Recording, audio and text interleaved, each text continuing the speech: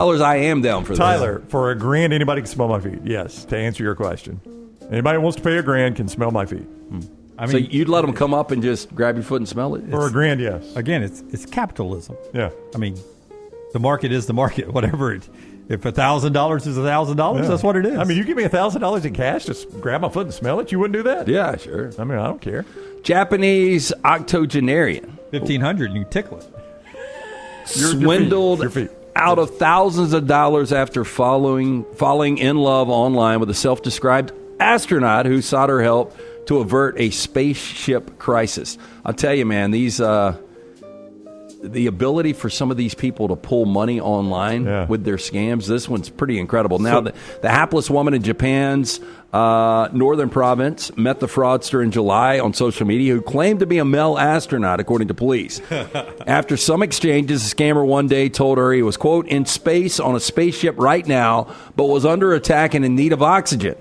Scammer then urged her to pay him online to help him buy oxygen and successfully hoodwinked her for about $67 American $100. Should you call NASA? Can you not call NASA? Yeah, I know. Like, my first thing is going to get online to look for a donation. Sorry, President Trump defunded it. Yeah, well, you buy an oxygen tank, I guess. Right? It's so sad, man. Well, that's going to be your problem, is getting into space. Woman lives alone, started developing feelings for him as their online communication progressed. Now, Japan has the world's second oldest population. Look out your window right now. World Bank. See that star moving? That's me. So a lot I'm of these orbiting over you right now. By. A lot of the elderly get scammed out. That's so sad. I'm touching the spaceship window right now. You touch your finger. It's almost like we're holding hands. I just need oxygen. I got to hang up now. I don't want to burn this last bit of oxygen. I only have so much left. All right, that is Trash Today, brought to you by our friends at Bud Light. Easy to drink, easy to enjoy. Our final thought today, also brought to you by our friends at Champy's World Famous Fried Chicken. Don't forget, tailgating's coming up. Home games this week. Home games this week in Tuscaloosa and Auburn. The excitement through the roof down on the plains. Maybe you need some great, hot, cooked-to-order chicken to get you fired up for the LA-Monroe game in Tuscaloosa. Either way, Champy's is there for you. Or if you're just going to take it home and watch it, you can get it at champyschicken.com or on Highway 119 in Alabaster. The chicken is brined overnight, cooked to order, open for lunch and dinner, 7 days a week. It is champyschicken.com. Anything else from the teleconference, Brownie, of interest? Nothing I have seen, Jim, I think of interest. It's still ongoing, though. We'll see what else happens. We'll have some more of that for you tomorrow. We'll leave you with the fact that the worst, or the best, depending on which side you're looking at it, sponsorship deal has come to the NFL on the Eagles radio broadcast this year. The Tush Push has a sponsorship. It's got to be toilet paper, right? Oh, you're very close. Dude Wipes. Okay. That's a Dude Wipes Tush Push for a touchdown. Eagles on top 6-0. It makes sense. Capitalism, Jim. Yep. I mentioned one. You could sell it. I won't say it on the air, but Brown can tell you afterwards. Dunaway has an angle for you selling Dude Wipes. Yeah. The Dude Wipes, because you use this phrase once every Monday. So, somebody got whipped. It's our Dude Wipes. Somebody got whipped over the weekend. That's our show. We're back with you tomorrow. Bama and Bourbon coming up. Yeah, about to go do it right now. You're going to need a lot of that bourbon. It'll be out there. Set your alerts. Until next time, God bless you. God bless America.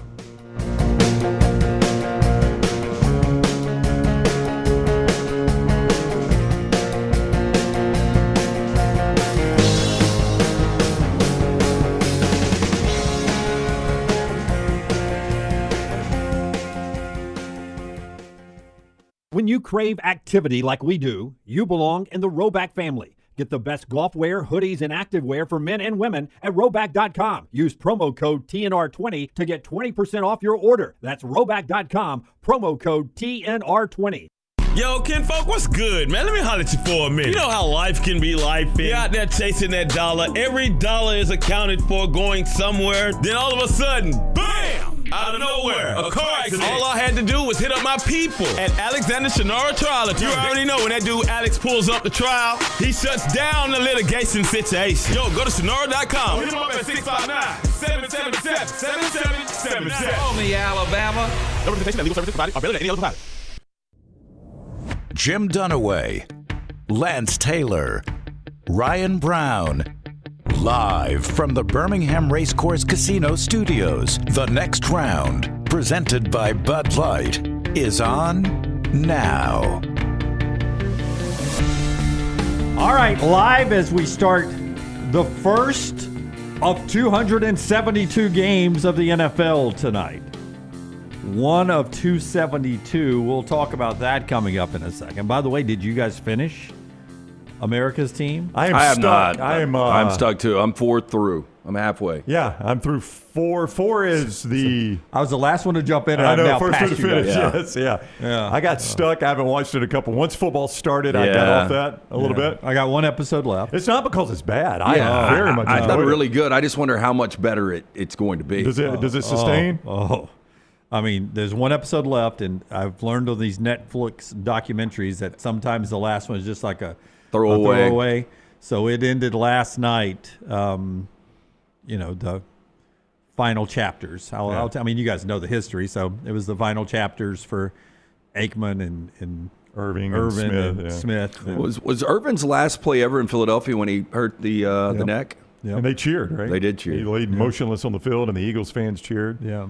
Emmett's last play was in a Cardinals uniform, and then he wasn't he a Cowboy one day to retire? Cowboy for one day. Yep. Yeah. And Aikman finished as a Cowboy, though, at least. He did. Probably with a concussion. Yeah, probably doesn't remember it, according to Troy. They count up, I think it's 9 documented and 4 in like 12 months or something like that.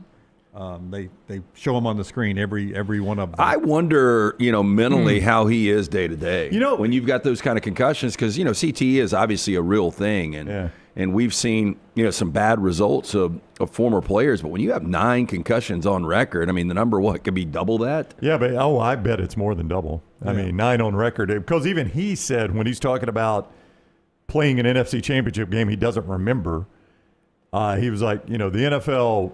They weren't as serious about concussions back then or something like that.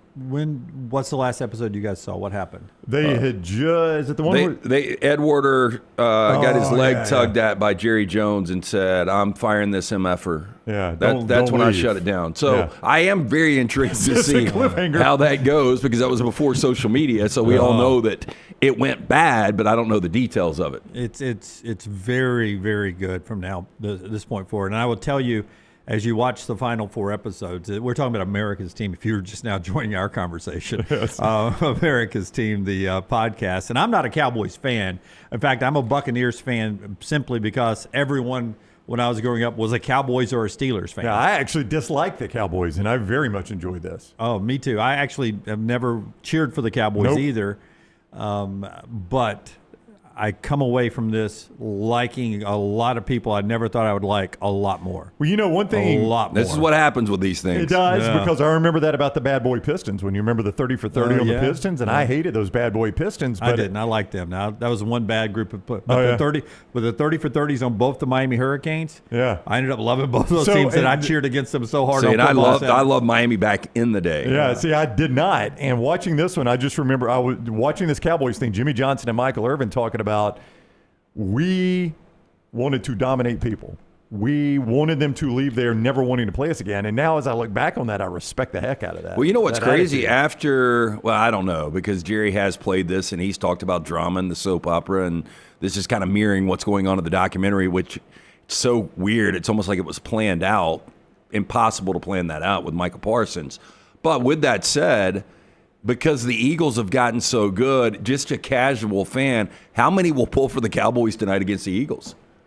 Because the Eagles are the good team, the Cowboys are the 8.5-point underdogs, projected to miss the playoffs. I mean, I know it sounds strange, but this seems like a spot where your casual fans like, okay, let's knock this champion off. Yeah, I could see that. I sort of hope Jerry gets one before he dies. Do you now? Yeah, this made after you. all of this. He's had some though. Yeah, well, he's had 3. I've always felt sorry for the 92-year-old. I remember when the Braves were trying to win their first. We got a 92-year-old woman. She's not going to make it to next baseball season. They need to win it, and I felt bad for those people because they had never seen it. But as long as you've seen one, you've seen one. Yeah, like the Dolphins have never won while you've been alive. Not in my lifetime. No. Okay, 2 years before, Jim. I just like pointing that out, Brown. Yeah, thank you. They've been to one Super Bowl in my lifetime, Jim. Our franchises share the fact that we are dead on 2 Super Bowls each. Yep. Oh, you and Lance? Yeah. Now Me too. Me too. Yeah, the 3 of us. Yeah. Well, yeah. you're talking about 2 wins. Two Super Bowl wins. championships. Yeah, 2 championships. But you're 2-0. Oh, yeah, we don't lose Super Bowls. I've unfortunately been at 2 losing Super Bowls. You've seen it with your own 2 eyes. Yeah, we've lost 3. Lance, I would take watching a losing Super Bowl right now. I'm sure. I'd take it right now. Yeah. All right. So the NFL cranks up tonight. We'll talk about the actual game coming up in a moment. Of course, it is day 5. If you show 4, day 5 of Alabama in crisis. Should we flash the red lights? And, Alabama in crisis. Yes. It's like those news sets now. They turn red when you got breaking news. I mean, seriously, I am slow to want to change. But am I wrong? Is this just also? Well, we got to do 2 sponsors before I get into this. Tell us first of all about Hempill and LancesLock.com. A chance to jump in. NFL starts tonight. I'm sure he's got to play on Cowboys-Eagles tonight. You can get it at LancesLock.com. Coming off another winning night for you. I mean, we're rolling right now, LancesLock.com. We will have side, possibly total up tonight, Cowboys-Eagles, kicking off at 7:20. Jump on board. Free play every single day. It's always brought to you by our friends at Hempill Services. Trust the name. Birmingham has trusted since 1954 for all of your plumbing, heating, cooling issues. Any of those arise in your home or business, they are ready to serve you. I had to call Andrew yesterday. That's going to shock you guys. It's Lance. 205-229-2090. I actually just called him on his cell now. Hey, Lance. Hard to stop a train. For more information, HemphillServices.com. Do you go to their Christmas party? He pays you for know it. Yes. You know what? I don't think they've had one of the last couple of years, but there are a lot of these random one-off Christmas parties I will go to. Yeah, well, you should go to that one. I think you're part of the family. But I mean, I probably paid for all the liquor, right? Probably helped, no doubt about it. You probably pay for a whole crew. They probably haven't had one recently because they're at your house. You can't do it, boss. Well, I mean, take the full time disclosure. Yeah, you're right, Tyler. He probably should throw the Christmas party at his house. Yeah, and let's work on everything while you guys are here. It does seem probably for our listeners and viewers like impossible this much. Full disclosure, ex-wife just sold her house, and she has to get an HVAC inspection. Oof. So I set that up for her. Oh, okay. That's very kind. Yes. Philadelphia, an 8-point favorite tonight at home over the Dallas Football Cowboys. You might have seen them on Netflix. They also play football. It's not just a show. They are playing tonight, and they are a hefty underdog to start the NFL season. Oh, I need that hook. You need the hook? We lost the hook at mybookie.ag. Oh, you can buy the hook. This is going to cost you 20% Yeah, I don't need the hook. You don't need the hook? I don't need them. 8's one of those numbers you don't need a hook on. until you do. Should be noted, we have a lot of new viewers and listeners. I suck at gambling. Yes. So if I say something about gambling like, you don't need to hook at 8, don't take that. Go the other way? Yeah, I'm oftentimes just saying words. Auburn is a 43-point favorite at home over the Ball State Cardinals, and the Alabama Crimson Tide, 37.5-point favorite at home over Louisiana Monroe. I heard somebody literally say this sentence the other day and said it very seriously. I mean, if they lose this one Saturday, I think he gets fired. I was like, my God, if they lose this one Saturday, he may not make it. I said I was going to die on the hill. I'm off the hill.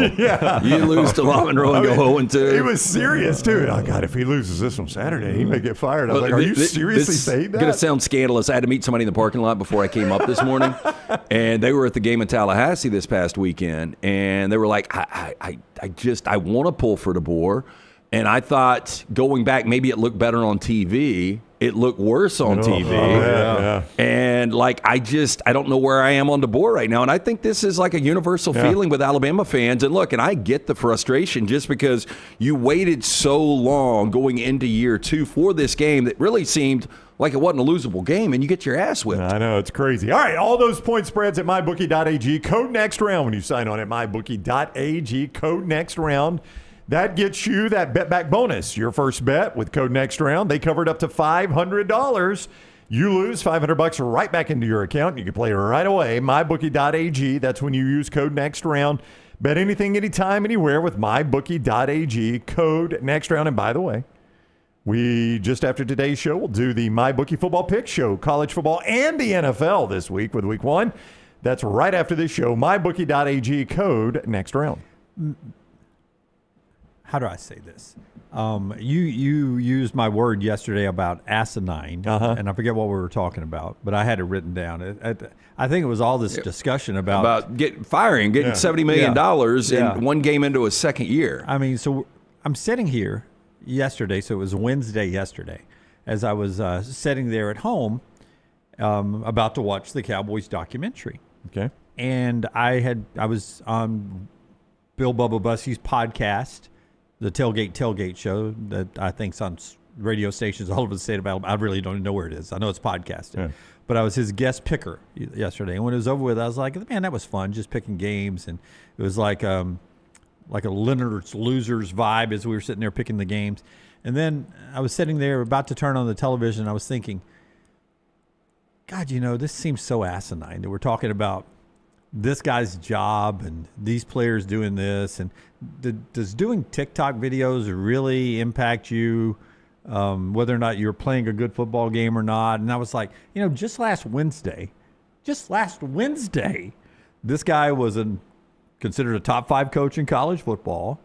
This team was considered to be national championship picks by some. Just last Wednesday.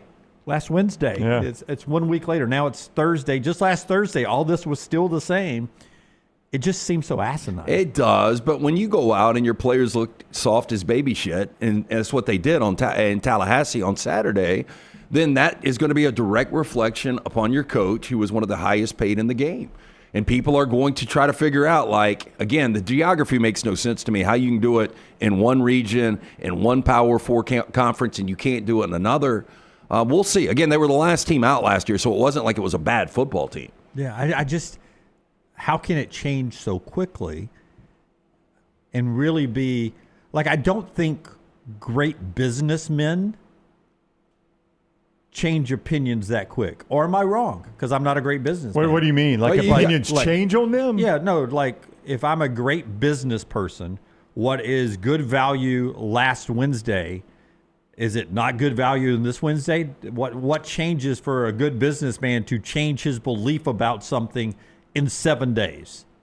I think you stick to 5 days. You stick to your core philosophies, right? But I think depending on whatever the scenario is, that you've got to be able to evolve. Nick Saban was one of the greatest. We saw him evolve throughout his career, and he never missed a beat. Let's say you can't hire Nick Saban again, because I don't think you can. No, I don't think you can either. Look, I forgot who was talking about Father Time the other day, but they're right. it's undefeated. There's nothing you can do about it. Yeah. So five days ago, this guy was a top 5 coach in college football. So I can answer your question, though. One way it changes is you go to a Coldplay concert with one of your fellow employees. All right. Now, that's not what Kalen DeBoer has done, but I'm going to guess the old cat that was running that business, I can't even remember the name of it now, Astronomer, I think was the name of it. Is that right, Tyler? No, you don't have to worry about it. I think Astronomer was the name of it. I bet he was pretty well thought of, right? Don't you think? You think something like that would get DeBoer beat now? Probably gets, I don't know.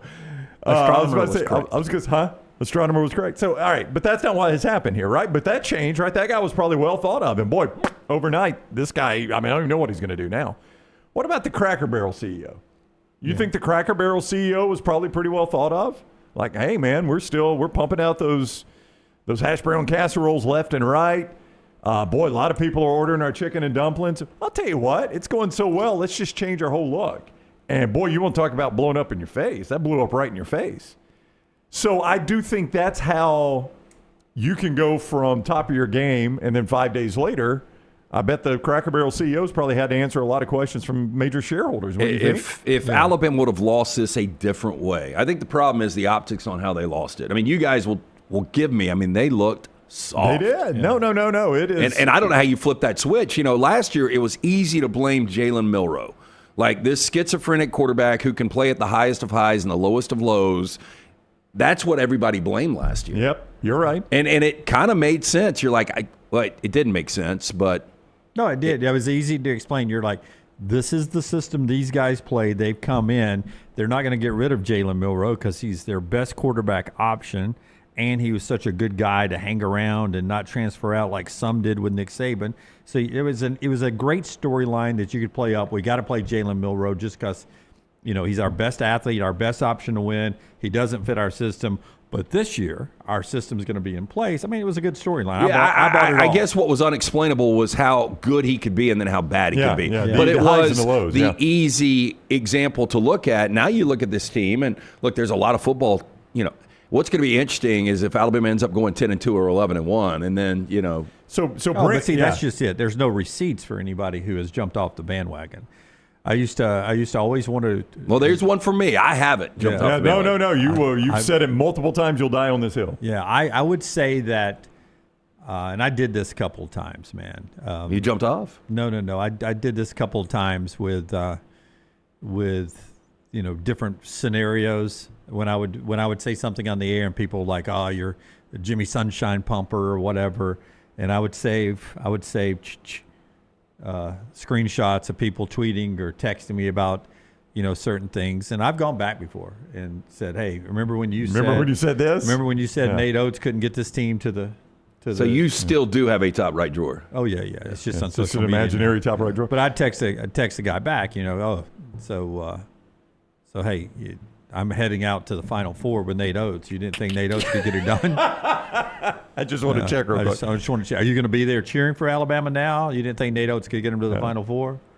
I wish everybody had to answer for their receipts. Right. So, like we do. I mean, we have to. We say stuff here in 3 hours, or we tweet something, and we catch some heat back for it. Oh, we always do. And the chat room reminds us stuff we get wrong, and I mean, we do our best to bring it back up. I don't think we run from that. Brant says in the chat room, speaking of which, in reality, it's not overnight. 5-5 in his last 10. We've mentioned that a lot this week. His coaching perception might not be reality. Yeah.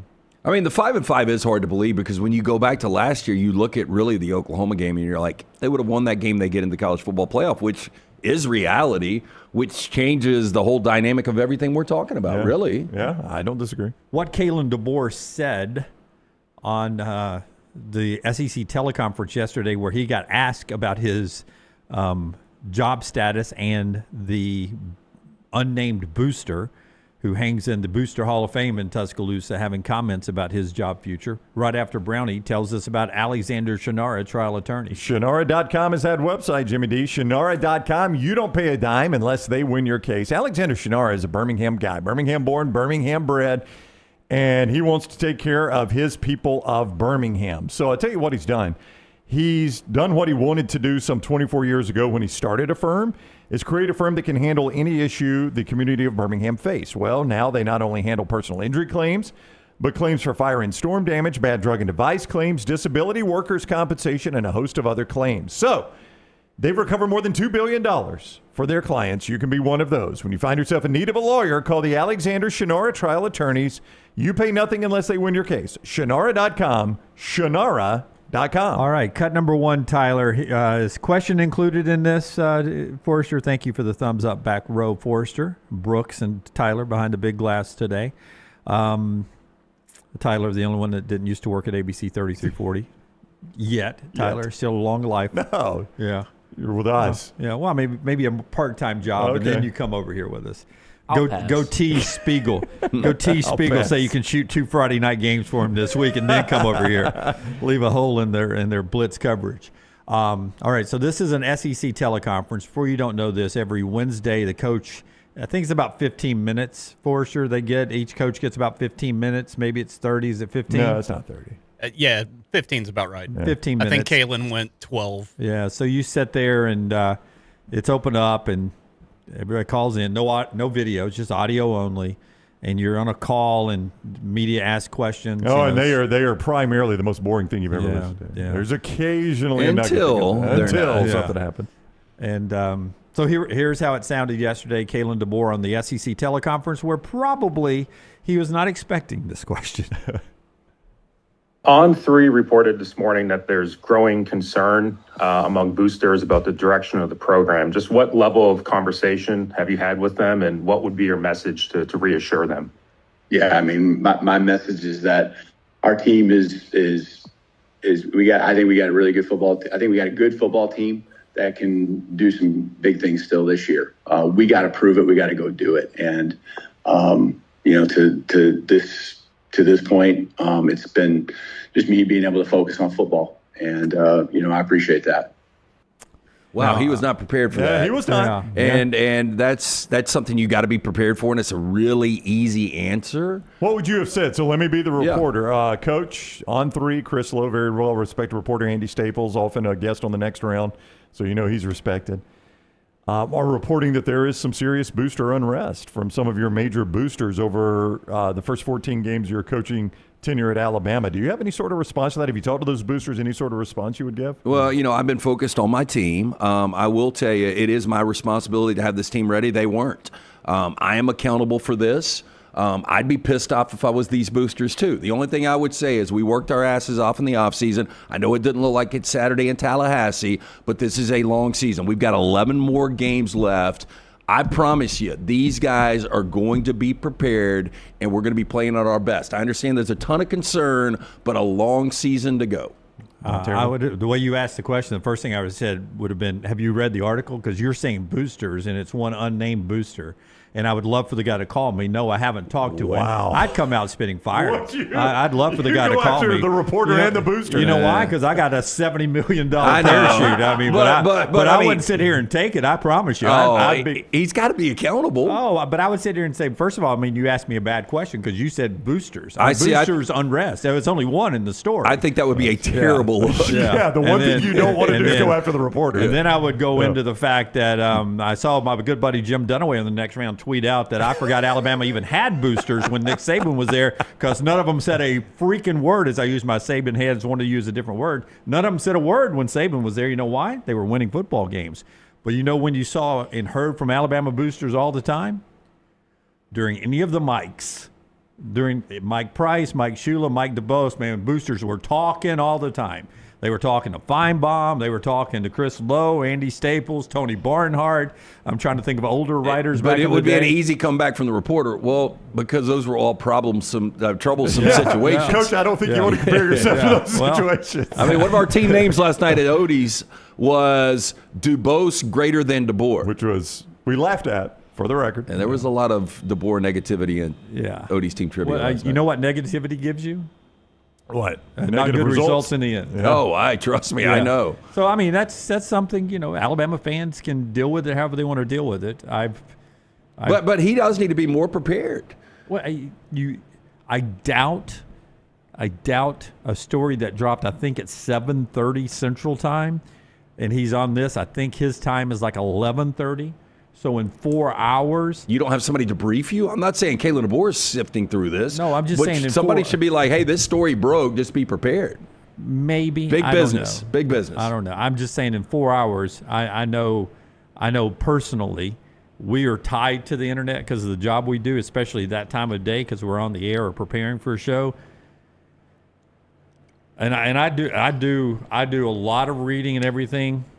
You brought it up on the show in the first segment from a conversation. You had not seen the Chris Lowe version, right? I had not. It was a different conversation you'd had. Yep. So we sat down and started doing the show, and we had not until But that's what I'm saying. I would be shocked if somebody around DeBoer hadn't heard these rumors. And you even said it, walking off the field in Tallahassee is when it first probably got real, that the reality hit. Man, this job is a different level. And so I would just think that these things were in his mind already. And again, it's just not this answer. I've said it all week. It seems there's three things going on in his head at all times. Yeah. It does seem like it's moving fast. And it's moving fast to a bad ending for Alabama unless something changes. But here are the national headlines. And I wish I'd have clipped them all out, but this is just one from this morning. Seth Emerson at The Athletic. Longtime college football writer. Kalen DeBoer answering job security questions after week 1, ? Never a good sign. Well, it's generally, he ain't wrong. That's not a good sign. Yeah. I mean, the first thing, this TV number 2 was on SportsCenter this morning. The first thing I do is I come in, I sit down, I open my iPad, I look down there, and you know what the little lower third said? Receding tide, ? I mean, and it of course was the bad highlight reel, which is extensive, of Alabama at Florida State. Ty Simpson throwing at a guy's feet, linebacker getting his head knocked off on a block, Ty Simpson getting sacked. I mean, it was all the bad sizzle reel. It was there. Same same website, The Athletic. Florida State, Alabama shocker was, above all, another indictment of Kalen DeBoer. Jeez. Yeah, That's just one. I mean, 14 games, man. I could run through them all. 14 games. Yeah. I mean, it's weird. I mean, you heard from Klatt, you heard Brock Heward. I mean, these guys are like it's unexplainable. Yeah. So that's let's just hear it again for historical purposes. Cut number 1. This is yesterday in the SEC teleconference. You're right, though. It did sound like, okay, I did not, even if I knew about the story, I didn't really think anybody was going to ask me about it. I thought we were talking about LA-Monroe. Yeah. On3 reported this morning that there's growing concern among boosters about the direction of the program. Just what level of conversation have you had with them, and what would be your message to reassure them? Yeah, I mean, my message is that our team I think we got a really good football. I think we got a good football team that can do some big things still this year. Saw that too, we got to prove it. We got to go do it. And to this point, it's been just me being able to focus on football, and I appreciate that. Yeah, him downgrading from really good to good was not a good. I don't think it was intentional either. No. I don't really think he thought, I can't say really good. We're good, not really good. I think it was just he was grabbing words and trying to put them together, and I think he kind of got tripped up there. Again, everybody's going to read into every little thing, so somebody will hear that today and say, I mean, look, what if I just said, though, if he asked that question, listen, I'm not going to sit here and talk about my job security going into week 2 from an unnamed booster. Yeah, that would have been fine. What if I said that? Yeah. But again, I do think it is better to take some responsibility because he deserves some responsibility. Yep. Like, I understand if there is a booster or boosters upset because that is unacceptable. That is not the standard that we're trying to live up to. I mean, I think some of these things he's got to take responsibility. I mean, look, he's not like behind the scenes and to the kids out there. I mean, he's a great developer. He's a great coach, still in my opinion. He's not the best communicator as far as being on a microphone. There's nothing wrong with that. No, I mean, some guys are, some guys are not. But guess what? When you're losing, it becomes a really difficult thing, more and more difficult. All right. One more thing in our opening segment. Josh Pate on the show at 10. Dan Orlovsky talking NFL with us at 11. Our spotlight today is Brown and Food. Not Brown Food, but Ryan Brown and Good College Town Food. I got some good stuff today, too. The show being brought to you by Good Stuff with our friends at Bojangles. Before we get to the one last thing here. Yeah, anywhere you go in the SEC, you can make it bow time at Bojangles. Those great hand-breaded chicken tenders right there ready and waiting for you, piping hot, ready to go at lunch with those great dipping sauces. They're also great for that tailgate for high school football or those college football tailgates or watch parties at your house. Let Bojangles cater those for you this weekend and every weekend this fall. And also at breakfast, that pork chop griller is back at Bojangles for a limited time. We know you missed it. Guess what? It missed you too. If you could, if it could talk, it would say, "I missed you, bro. Come get me." That pork chop griller at Bojangles for your breakfast. Get to your nearest Bojangles today. It's bow time. Worst pickup line ever. "I missed you, bro. Come get me." Come get me. Yeah. Cruz Oxenrider, good dude, man. He's really creative in social media. Is that his Christian name? I think it is. Is it really? I Cruz Oxenrider? I think it might be. I have never heard of an Oxenrider. Yeah, I think it really is. Okay. Well, I mean, Brown, we were often named after what we did for a living. So his parents rode oxes? Yeah. Why not? Okay. Why not? What kind of living do you make riding an ox? I don't know. Look, it's the blacksmiths, it's the carpenters, it's the oxen riders. My family was running aways, dunaways. We were running away. Baby, let's go. We were running away from things, and we right. became the dunaways. Cruz Oxenrider put this out. The last time Alabama was ranked in the 20s. Oh no. The number 1 song was "Disturbia" by Rihanna. This one really hits home. Number 1 in the box office, Tropic Thunder. Are you serious? It's been canceled since. That seems like that's how long ago 40 it was. years ago. Ryan Williams was 1 year old. He's 18 now. George W. Bush was president. Wow. I mean, we have had 4 different presidents since then. Pete Carroll was at USC and Urban Meyer was at Florida. I mean, I was doing a show with Ian Fitzsimmons. Yeah. Fitzy. George W. Bush was president. So we've had President Obama. Twice. President Trump. Twice. And President Biden. Most of the time. Wow. 2 separate times for President Trump. That is nuts. Yeah, long time. Long. I don't know why that's the one that jumped out at me, but that's the one that you jumped brought up Biden last night in the 13 colonies. Yeah. So there we go. That's the state of the state as we get going. We'll talk about Auburn's new look stadium at Jordan-Hare and their home opener, coming up on the other side, and a lot more things going on in college football as the show is brought to you today by our friends at Central State Bank. Yeah. Speaking of neighborhoods. They're right there, part of yours. No doubt about it. They're your neighborhood bank. And here's what they know. Smart grades deserve smart rewards. At Central State Bank, they are helping young achievers save for their future 1A at a time. Go open a Young Savers account today. And when report cards roll in, send it over. Your student could earn up to $10 for A's and B's. It's banking that celebrates hard work and builds lifelong habits. Great way to start your kids off the right way. Family-owned, community-focused, Central State Bank, member FDIC. Follow Brownie on Twitter and Instagram at Ryan Brown Live. Have you been injured in an 18-wheeler accident, company truck accident, car accident, or work-related accident? Call Alabama's largest personal injury firm. Alexander Shinara Trial Attorneys will fight for every dollar you deserve, and it won't cost you a dime. Trust me. What do you say, man? Call me, Alabama. Call 659-777-7777 or go to Shinara.com. No representation made that the legal services provided are better than legal services provided by other attorneys.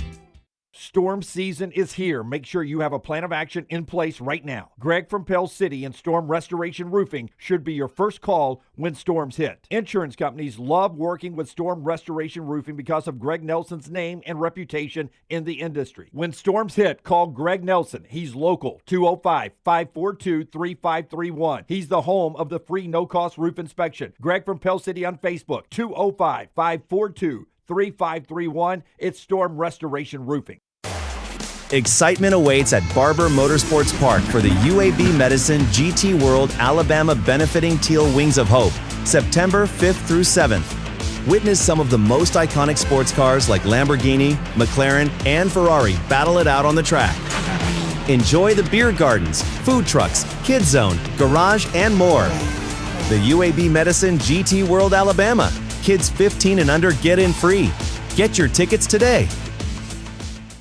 Never miss anything from the next round when you listen on demand through the podcast platform of your choice, Apple, Spotify, iHeart, or Google Podcasts, wherever you listen. Always like, follow, subscribe, turn on automatic download so you can catch every part of the next round. Listen anywhere in the world, anytime on the Next Round podcast feed, and support the show by following, subscribing, and turning on automatic downloads on any podcast platform. Listen anywhere in the world, anytime on the Next Round podcast feed. Thanks for always making the next round a big part of your day. Twin Peaks is the best in the game. Here, you're in the red zone for every college rivalry and divisional matchup all season long. I mean, where else are the scenic views as good as your view of the game? Only at Twin Peaks, the #1 sports bar. Catch up on all of today's Next Round on demand through the podcast platform of your choice. Apple, Spotify, iHeart, or Google Podcasts. Wherever you listen, always like, follow, subscribe, and turn on automatic downloads so you never miss any part of the Next Round. Hey, for all of your IT and printing needs, reach out to our friends at Xerox Business Solutions. Look, I'm still one of those old school guys. I print my notes every single day for the show. If you watch the show here on the Next Round, you see all the notes in front of me. From day one, Xerox Business Solutions, they've been with us here at the Next Round.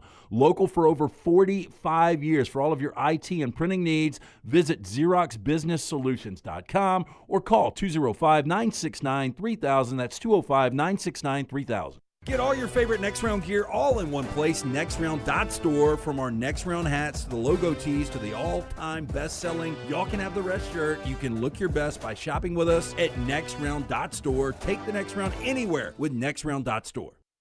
It's bow time. Tired of choosing between sweet and savory? Why not have both? Introducing Bojangles' new chicken and bowberry waffles. The bold Cajun chicken filet you love, now drizzled with a bowberry honey glaze and sandwiched between two warm waffles. Which means your favorite meal of the day just met your new favorite dish. And lucky for you, it's served all day. But it's only here for a limited time, so try chicken and bowberry waffles at Bojangles today. It's bow time.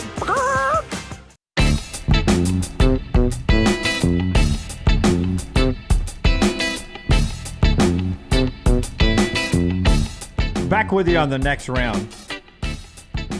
Listen, by the way, there's a guy named Clay Fink. Fink, F-I-N-K? Yeah, he's a student at Florida State. I say that up front. Okay. But he is he sounds like a difficult guy to hang out with. Clay Fink. Young kid. Okay. But it's included in the Andy Staples, Chris Lowe's story on On3 Sports. The grade, and I don't know where Clay gets his information from, but the grade for Caden Proctor in that game.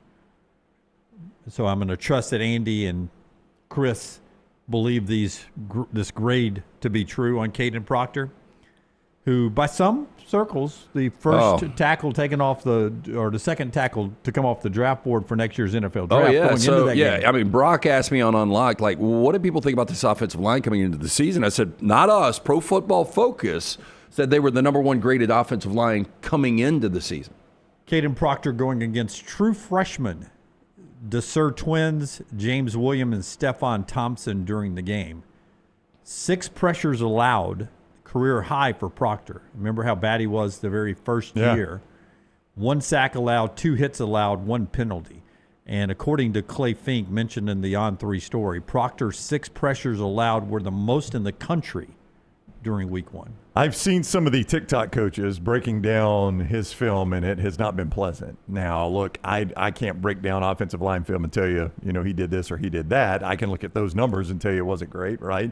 I can watch the game and tell you it wasn't great. Ty Simpson was on the run a lot. But, yeah, I mean, it was not Proctor's best moment, and it was hard to watch that game and say, okay, there's the best offensive line in America. I mean, they did not – maybe that first possession they looked like it. But after that first possession, there was not another time that they looked like the best offensive line in America. The highlight of the offensive line was Brailsford picking up the loose ball, and he rumbled. Yeah, got it back almost to the line of scrimmage. Yeah, you almost thought maybe at some point he should maybe get a carry or two. Hey, why not? Short yardage? If it wasn't for him snapping the ball to get a play going. In Nerf football front yard, we always did that. You could snap it, touch the quarterback's hands, and then start running with it. Like if you did. How many do y'all have out there? We didn't have a lot of centers. We did, just quarterback held it. Yeah. The way we played, the quarterback had to stand at the line within his hand and to do hot. Yeah. That's the way we played. So you just played where the quarterback's just standing there spinning the ball in his hand? No, a lot of times you were already in shotgun, and you had like a 3 Mississippi with no offensive line. We played drop back all the time. In our trailer park, most trailers had about 6 kids, so we were 11 on 11. That's pretty good. You guys weren't 11 on 11? that was hard to round up. Dunaway's team was running the triple option too, weren't you? Did y'all run triple option? We were in the trailer park. We played a lot of soccer. Show brought to you by our friends at Storm Restoration Roofing. Tell us about our fine friends at Storm Restoration Roofing, Jim. I will, guys. Here's Greg from Pell City right here. One of the great guys in local business. He and his wife own this company, locally owned for 20 years.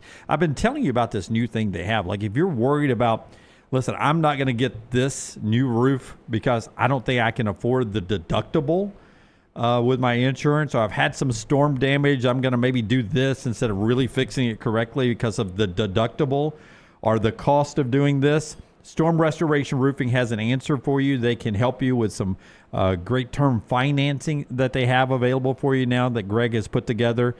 You want to check that out. He's wonderful with the insurance agencies, which gives you maximum coverage that your policy will allow. Just a good dude. He's local, A+ rated with the Better Business Bureau. Over 20 years he's been local, so he's not going anywhere. Not one of these fly-by-night shops that come in after some storm issues and then they're gone and they don't back up their work. Greg's right here. He'll stand behind his work forever. Full roof replacements, roofing repairs, storm damage repairs. He's even got a business license. He handles it all, but it all starts with that free no-cost roof inspection. Storm Restoration Roofing, 205-542-3531, or Greg from Pell City on Facebook. Just good people right there. All right, Auburn. We get to Auburn in a home opener. Some things you'll notice down there. New north end zone scoreboard, the one from my very first game as a professional in 1988. I called it the Birmingham Post-Herald scoreboard. Because they used to sponsor it. It was the original scoreboard when I got to Jordan-Hare in 1988. Tells you how old it is that was the sponsorship on it. Yeah, so the 1988 scoreboard is gone. New north end zone scoreboard looks to be just as big as the one at the other end, in my opinion, or big enough. New lighting and a laser programming and light show that'll go on. What? Will include things like this. Oh, yeah, this was announced about a month ago. Oh, I missed this. So what is that doing? Is that like... It'll be during timeouts and stuff. The laser light shows will be unbelievable according to the graphics. Is it like Stone Mountain? A lot of that, yeah. Okay. It did have the vibe there. Like it has, I've seen pictures of the AU logos all through the stands and everything moving around. Boy, the things we got to do to keep people in seats. I'm telling you, it's crazy. And then, I never noticed it not being on there, but they're going to have on the big screens if you look up to watch the in-house replays. It's not the television broadcast usually, right? Oh, yeah. It's the in-house replays and stuff. Unless the television broadcast has a better angle that shows that Auburn didn't get the call. Auburn's new scoreboards and their new partnership with this laser light company and stuff, Game Day Management, whatever is using it, is going to have the first down lines on the in-house video too, so the fans can, if you're at the stadium, you can see the first down, the yellow line that you see in the TV broadcast. It's funny, I don't go to a lot of games. I watch the vast majority of football on TV. But when you go to a game, I guess I'm dumb. I know I'm dumb. But it takes me a second to adjust to that. Yep. Like you look at the field and you're like, where's the yellow line? And you're like, oh, I'm at the game, you dummy. That's why there's no yellow line. I did reread I mean, if you got those lasers, why don't you just shoot it across the field? Well, I did reread it twice to make sure that's not what is happening. But it's the video screen that will have the yellow line, unless I misread it. In the NFL, we're just doing that virtual thing anyway. May as well just have a laser across the field. What do you want to see from Auburn in this game? I want to see them, go vertical. Yeah. I want to see receivers, and we said this yesterday, like against Ball State, you did what you needed to do to win the game. It ended up being a really good offensive game plan with Jackson Arnold basically carving them up on the ground. But now against Ball State, I mean, you can do whatever you want, so why not build some confidence, not only with Jackson Arnold, but just a little rapport with this, what is billed as a great group of receivers. Yeah. Apparently, they're giving Greg from Pell City grief in the chat room because you apparently said Greg has a business license instead of a builder's license. Oh, that's good. He's got a business license.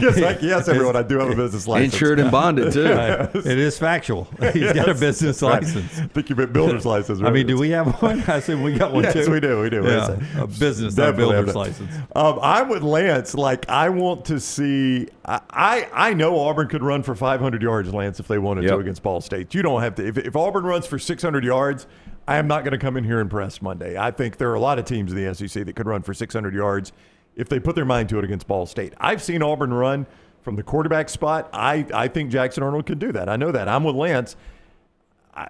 Run game's fine. I want him to build some confidence throwing the football. And I'm not saying he can't, but you just didn't see it against Baylor because Baylor never forced them to do it. So to Hugh Freeze's credit and Jackson Arnold's credit, they took what the defense gave them and made the defense pay for it.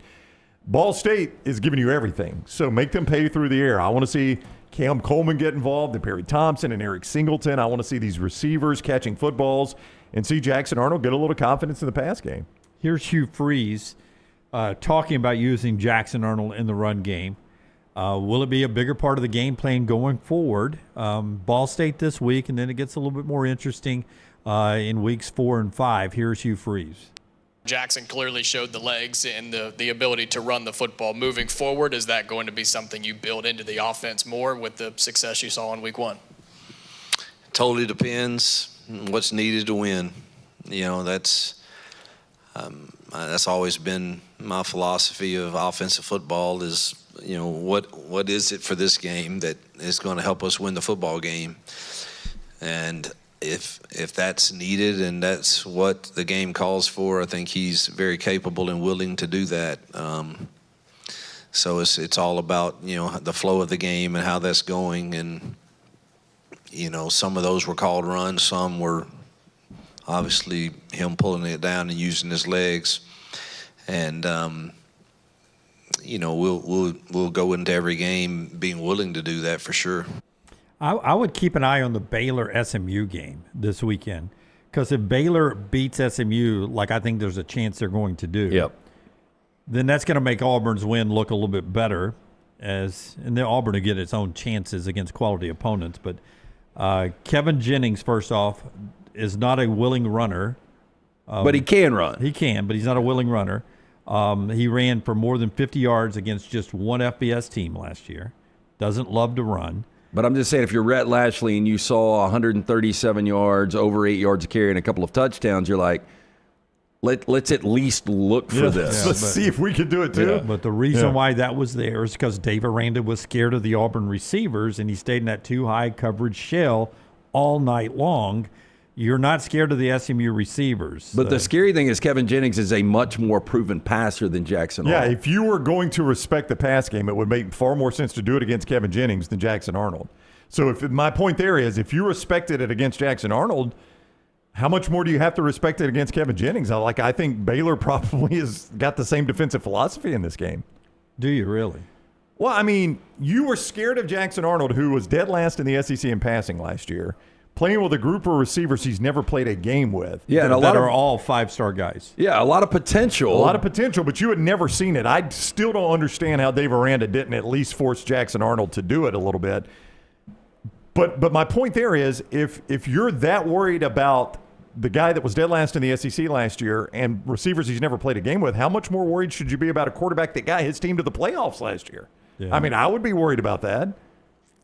More so than I was Jackson Arnold. I mean, it's a discussion we had going into the playoff game last year and the ACC championship game. I'm not a huge Kevin Jennings fan. I think Baylor wins this game this weekend. Oh, I mean, I like Baylor too, and I brought it up yesterday. I think these 11 o'clock, so you're going to get some mini upsets. Yeah, 5 of 15 on third downs that Baylor was this past weekend, and I think, and again, Sawyer Robertson's a good quarterback. He'll have success against SMU. We'll see. We'll see if SMU's defense is a little better. Pass defense is a little better than Auburn's. They give up a lot of yards. Auburn did a lot of yards after catch. We'll see how that plays out. Baylor and SMU, but a Baylor win over SMU, a ranked team, that'll make that Auburn win on the road look a little bit better. Good quality win, regardless of how Auburn looks in a sleeper against Ball State with a good light show down there. Show being brought to you, a couple of great sponsors. One of them, New York Butcher Shop. Tell us about the question was last night. That's Odie's. Yeah.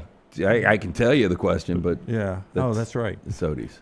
Save that. Okay. New York Butcher Shop. Tell us about New York Butcher Stop Shop. and see our friend Jim and all those great guys. Do you and Jim never ask each other questions? Every now and then. I usually don't throw trivia at him, but I can start doing that. Stop into one of those two great locations. See Jim and the great staff of Butchers. The original location, Cabo Heights, Highway 119 in Greystone as well. From the incredible steaks, ribs, chicken, pork, the in-house sides, our in-house made sides, absolutely fresh every single day right there. Fantastic selection of fine wines and desserts. It's a one-stop dinner shop. 2 locations. Get in, see Jim. Tell them the next round sent you. Rare quality, well-done service. It's the New York Butcher Shop. And it's that time of year again with our friends at the Pants Store. They're your game day headquarters. You Auburn and Alabama fans can get those polos, those hats, those quarter zips, and a lot more. Listen, if you're a Bama fan, don't ever wear the one you wore Saturday to Tallahassee. Throw it away. Go to the Pants Store and get a new Alabama polo or hat or whatever. Famous name brands like Horn Legend, Cutter and Buck, Antigua, Gentile. Nothing says War Eagle and Roll Tide like the Pants Store, and they've got all the gear for the ladies as well. That includes the white sneakers that are so popular right now, the platforms, which are spectacular, the fall boots. It'll be cool enough for the fall boots soon, rompers, the perfect dress, and they've got free alteration and gift wrapping. Stores from Huntsville to Tuscaloosa to Auburn, all over Birmingham, but also anywhere in the world. You can order from the Pants Store, pantstore.com, for all your game day needs. What do you want to see from Alabama this week? Again, I just don't know what they can do against ULM that's going to – there's nothing they can – I'll answer that before I even ask the question. There's zero they can do against ULM to ease the minds of Alabama. Yeah, 100 fans. to nothing, it doesn't matter. Doesn't matter. 100 to nothing. Ty Simpson's 50 of 50 for – 500 yards and 8 touchdowns does not matter. It's not going to ease your mind. I would personally like to see some of the guys that, again, coaches have got a deeper dive on this, but guys that didn't show that effort, maybe not get out there with the first units. Now, again, you're playing a dangerous game because, is there a potential if you push too hard, you could lose some of these guys early in the season? But to answer your question, as far as on the field, Dunaway, I don't know. I'm with Brown. Do you think Alabama fans, if it's 100-0, are going to be like, okay, I feel better about this? So let me give you a moment in the Saban era that is close to this. It's not, well, I shouldn't even say close. That somewhat resembles this. Okay, he's going to do that. Let me just say real quickly. Sure. On the radio show last night, Hey Coach, defensive lineman Jeremiah Beeman, who was in a lot of playing time because Keenan's injury, was hurt in practice, season ending, according to Coach. Keenan's not ready yet, so you'll get a lot of Edric Hill and the freshman Faga will be in there, and Simmons. So another injury on that defensive line. Yeah. Go ahead. All right, so back in 2014, you guys will probably remember the game in Oxford against Ole Miss, where it was the Katy Perry game, right? Alabama's got the ball late driving. You say O.J. Howard didn't go after it hard enough, ends up Blake Sims interception back of the end zone, 23-17, Alabama loses. All right, y'all remember that game? Oh, yeah. The next week, coming off that loss, they go to Arkansas. And it's 14-13, and there was some sort of controversial call in that game that Arkansas fans got all wound up about. I don't remember. It was a fumble. No, or I think they blew it dead. Alabama fumbled. It was a scoop and score for Arkansas, but they blew the play dead or something like that. It was some weird deal. Or they ruled him down. I think that happened in the Ole Miss game the week Well, the before. scoop and score actually, it counted. Yeah. It counted. So there was a face mask or something. Yeah, okay. Anyway, I think it was a fourth down play, Amari Cooper catch that did it hit the ground or not. Okay. But irrelevant. They won 14-13. And I will never forget, it's 2014, we're all doing radio together on Jocks, and I'll never forget, people are calling in, this team has no emotion, they've got no fire. This is not a Nick Saban team. Keep in mind, they had Fire won. Nick Saban. They never said that, but they had won 9. 10 was disappointing. They had won 11, 12.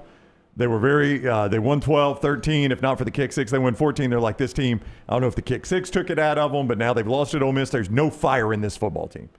The next week, they play Texas A&M at Bryant-Denny Stadium. And Texas A&M was a top 25 team. And I vividly remember there was a play early in that game where there was a hit along the sidelines, I think on a punt or something like that. And as soon as the play's blown dead, the entire sidelines goes nuts. And they're swarming the guy, and they're celebrating this big hit along the sidelines. And the fans cheered. They were like, that's what I want to see. And Alabama won that game 59-0. Yeah, I think you do want to see some different body language on the sideline. Even just being LA-Monroe. I don't know what you guys thought, but I thought coming out at the second half against Florida State, I still felt like Alabama could win that game. It was about midway through the third quarter where I was like, Florida State looks like the better team, but there was no excitement. The body language from the sideline was awful. Yeah. Like you want to see people in tune and being excited about what's going on. Yeah, almost too cool to put the work in. I mean, there was definitely some of that, it looked like. I think Alabama fans, like I said, there's nothing performance-wise I think they could do to wash away those memories from Saturday. But I do think if Alabama players went out and showed some fire and excitement and acted like they were excited to play, even though it's just ULM, they're excited for a home opener, they're excited to play in front of their fans, they're excited to be playing football again, I think that would at least be a Band-Aid right now. A lot of other big games in the country and in the conference. We'll talk about that coming up in the 10 o'clock hour with Josh Pate. We'll get Pate's thoughts coming up on what's going on with Kalen DeBoer and what we've seen so far, his unique perspective of that. Tyler's got our 4 downs as well. And then we'll jump into those other games. Before we do the viewing menu, the show being brought to you by our friends at Urology Centers of Alabama. Your chance to stay on top of your health, guys, whether it's kidney stones or vasectomies, if you need that, or really the thing that is always a red flag, prostate health, and something you want to monitor as you get older from your 30s and 40s and 50s and so forth.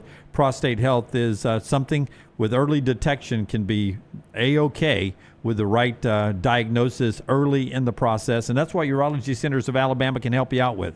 205-930-0920. 16 locations here. 70 years of urological care. 205-930-0920, urologycentersalabama.com, and our friends at Michelson Laser Vision. 205-969-8100. Make the phone call that I made back in 2003. I had the 2200 vision, legally blind without the aid of contacts, wasting money each and every year on contacts and solution. If you've been thinking about finding out if LASIK is right for you, now is the time to make that phone call. Ask for Amy. Tell the next round sent you. They're going to hook you up with a hassle-free consultation. 0 to lose to find out if LASIK is right for you. 205 205-969-8100 or michelsonlaservision.com. All right, tonight in theaters, you got a new movie, The Conjuring: Last Rites. It's supposed to be the final one in the franchise. How many did you watch last night? I watched 4 movies. How you feeling? You good? Yeah, I'm good. Okay. Not possessed. Not possessed. Have I you ever don't seen think- The Exorcist? Because I saw have. it one time and I was like, I can never watch it again. It's way too evil. Are The Conjuring scarier than The Exorcist? No, The Conjuring is like in a weird spot for horror for me because they're well made and there's some good scares in there, but maybe it's the time it came out or just it not being as dark as something like The Exorcist, but it's almost like a comfort horror movie for me. Okay, so the girl that's possessed in it, are her legs and arms broken? At least in the trailer that we see watching football, it seems like she's running around the room with like broken arms or something, or legs. Might be. I haven't seen the trailer actually. Yeah. Okay. We've also got on the polar opposite of the spectrum, Disney Plus adding Lilo and Stitch to its catalog. So if you didn't get a chance to see the Lilo and Stitch remake in the theaters, you can watch it on Disney Plus now, and I really recommend it. It was a lot of fun. And also the only American movie to make $1 billion this year. Oh, how about that? Wow. So I would ask you, you and LT watch a lot of gruesome stuff. Did Lilo have to stitch that character back together? Is that how they got the name Stitch? No. Okay. No. And then finally, on today's viewing menu, Peacock has a series premiere called The Paper. It's the spinoff of The Office. I'm looking forward to watching this. Are you really? Yep. I've watched the trailer, the highlights, or whatever, and I don't know. Because I did not like Parks and Rec. I thought if I liked, everybody told me, if you like The Office, you'll like Parks and Rec. I just couldn't. I never could like Parks and Rec, and I tried. Parks and Rec got a lot better after season 1. Okay. Yep. Well, this one will be following a disappearing Midwestern newspaper and the publisher trying to revive it with volunteer reporters. This mockumentary follows the daily lives and struggles of dreamers in love with journalism and their less than competent coworkers trying to deliver accurate news without the resources or training to do a great job. I like the concept. I do like the concept. I just don't know. From the creators, right? Of Yeah, The same Office? team as The Office. Yeah. And You got a fighting chance there. The way it's set up is like the team filming this newspaper staff is the same documentary team that was at Dunder Mifflin. Yep. Because I do see not Oliver, what was his name? Worked back in the numbers with Kevin. And Oscar saying, oh, not again. He's in it. Yeah. So, not again. He may walk out. Maybe just a cameo. Yeah, he's got State Farm to fall back on. That's right. That is what Tyler is watching, brought to you by our friends at Michelson. When we come back, Josh Pate on what he saw in Alabama. He played a little Sarah McLachlan on his show. If you follow his show, you know that's a reoccurring segment. And it was an Alabama Sarah McLachlan week. We will get Pate's take next on the next round. Follow Dunaway on Twitter and Instagram at Jim Dunaway. Yo, kinfolk, what's good, man? Let me holler at you for a minute. You know how life can be life. You're out there chasing that dollar. Every dollar is accounted for going somewhere. Then all of a sudden, bam! Out of nowhere, a car accident. All I had to do was hit up my people at Alexander Shinara Trial Attorney. You already know when that dude Alex pulls up the trial, he shuts down the litigation situation. Yo, go to Shinara.com. Hit him up at 659-777-7777. Call me, Alabama. No representation that legal services provided are better than any other provider. Storm season is here. Make sure you have a plan of action in place right now. Greg from Pell City and Storm Restoration Roofing should be your first call when storms hit. Insurance companies love working with Storm Restoration Roofing because of Greg Nelson's name and reputation in the industry. When storms hit, call Greg Nelson. He's local, 205-542-3531. He's the home of the free no-cost roof inspection. Greg from Pell City on Facebook, 205-542-3531. It's Storm Restoration Roofing. Hey, there's nothing worse than waking up to a plumbing problem. Don't get caught in a flooded house. Call the guys at Hemp Hill Services. Adam, Chad, and the team at Hemp Hill are the only ones I trust to fix it and fix it right the first time. Hemp Hill Services does it right and always at a fair price. For all of your plumbing, cooling, and heating needs, trust the name that Birmingham has trusted since 1954. That is Hemp Hill Services. Call now, 205-229-2090. That's 205-229-2090. This hour of The Next Round is presented by the Birmingham Racecourse Casino, now featuring 7 days of giveaways with your chance to win a share of up to $125,000. The more you visit the Birmingham Racecourse Casino, the more chances you have to win. Excitement awaits at Barber Motorsports Park for the UAB Medicine GT World Alabama Benefiting Teal Wings of Hope, September 5th through 7th. Witness some of the most iconic sports cars like Lamborghini, McLaren, and Ferrari battle it out on the track. Enjoy the beer gardens, food trucks, kids zone, garage, and more. The UAB Medicine GT World Alabama. Kids 15 and under get in free. Get your tickets today. Get all your favorite Next Round gear all in one place. NextRound.store. From our Next Round hats to the logo tees to the all-time best-selling Y'all Can Have the Rest shirt. You can look your best by shopping with us at NextRound.store. Take the next round anywhere with NextRound.store. Catch up on all today's Next Round on demand through the podcast platform of your choice, Apple, Spotify, iHeart, or Google Podcast, wherever you listen. Always like, follow, subscribe, and turn on automatic downloads so you never miss any part of the Next Round. Hey, let me tell you about our friends at Urology Centers of Alabama. Compassionate and comprehensive urological care with 35 physicians, 17 locations across Alabama. Their patient-centered approach to all of your urological needs. Remember, they've got that new men's health center. It is beautiful, helping men with a wide range of sensitive male issues in a comfortable environment. You can always go online, visit urologycentersalabama.com, schedule an appointment with one of their many urologists today. Twin Peaks is the best in the game. Here, you're in the red zone for every college rivalry and divisional matchup all season long. I mean, where else are the scenic views as good as your view of the game? Only at Twin Peaks, the #1 sports bar. It's bow time. Tired of choosing between sweet and savory? Why not have both? Introducing Bojangles' new chicken and bowberry waffles. The bold Cajun chicken filet you love, now drizzled with a bowberry honey glaze and sandwiched between two warm waffles. Which means your favorite meal of the day just met your new favorite dish. And lucky for you, it's served all day. But it's only here for a limited time, so try chicken and bowberry waffles at Bojangles today. It's bow time. Jim Dunaway, Lance Taylor, Ryan Brown. Live from the Birmingham Racecourse Casino Studios, The Next Round, presented by Bud Light, is on now. All right, this hour being brought to you in part by our friends at Coca-Cola. Game day deserves the great taste of Coke Zero Sugar because fan work is thirsty work. He spends time bussing with the boys. But since Alabama's lost, he gets to come down here where we're cussing with the boys. Hey, you don't get that on ESPN there, Pate. When did you write that? Yeah, just now. Did you like it, Pate? Was that a good one? Cussing with the boys. Not only did I love it, but more importantly, I believe it. I believe it. It gives off an authentic vibe. Scale of 1 to 10, how miserable, interesting, eclectic has the week been down there so far? It's I guess it's a 10. I mean, you cannot go anywhere in this city of Birmingham without either having someone talk to you about that loss or hear people. I don't think I've been anywhere in Birmingham this weekend when I haven't heard a conversation about it. Anywhere. One of my neighbors came out of his dwelling yesterday as I was going to the mailbox and was like, I never thought I'd see Alabama play like that. Yeah. And I was like, just trying to pick up my ads out of the mailbox, dude. just to get all this stuff out of here. So, Pate, you're on a much bigger scale than we are. But I had people blaming me. I cannot believe you picked Alabama to win the national championship. It was totally your fault. I know you did the exact same thing. So, on a scale of 1 to 10, how baffling is the fact that Alabama, and I came across this, we're finding new numbers all the time.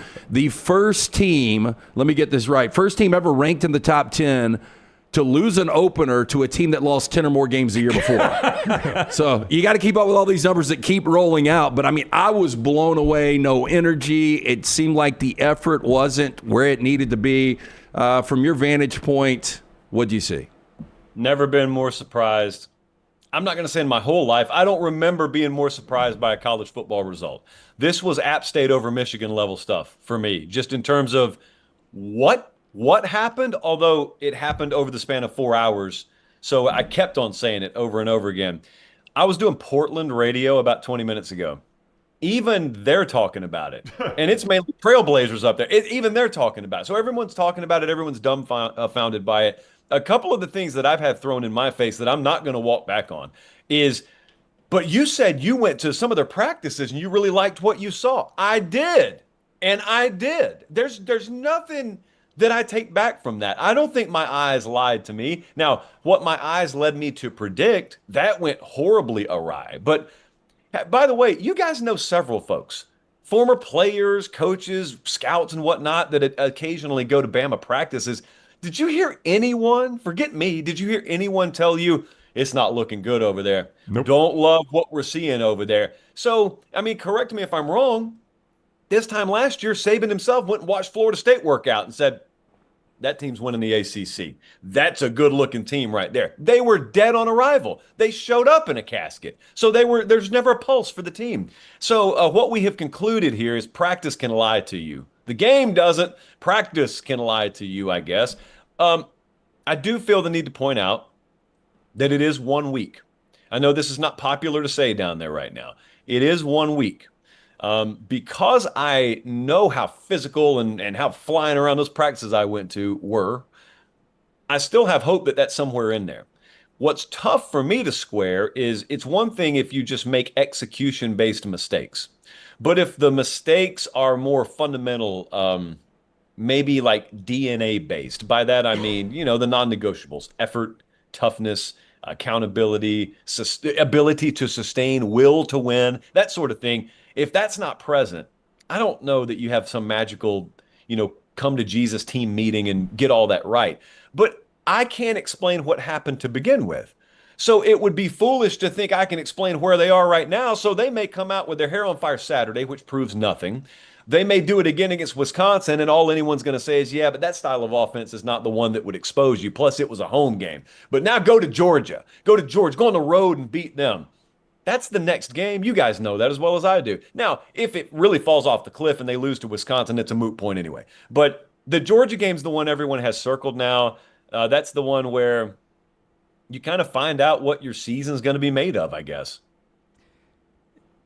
The discussion about the end already after week one, that's what has my head spinning up here. And we've all read the On3, Chris Lowe, Andy Staples, who I know you respect a lot in their reporting, with the unnamed booster that hangs in the Booster Hall of Fame over in Tuscaloosa. Only Alabama would have a Booster Hall of Fame. I mean, is Logan Young still in it, or did he get kicked out by Pete Rozelle? Tell me, Pate, as a national guy, more national now than you've ever been, but as a national guy, when you see that the discussion about the end after week one, what's the first thing that pops into your mind? Not that. It goes in one ear and out the other. I don't doubt, by the way, I mean, Chris Lowe's the man. I love Andy. So it's not that they didn't get that quote. It's that guy's nameless for a reason, I would say at this point. And by the way, if my face is hanging somewhere, that means I'm rich enough not to care if I put my name That's on it. right, yes. So I'm putting my name on everything.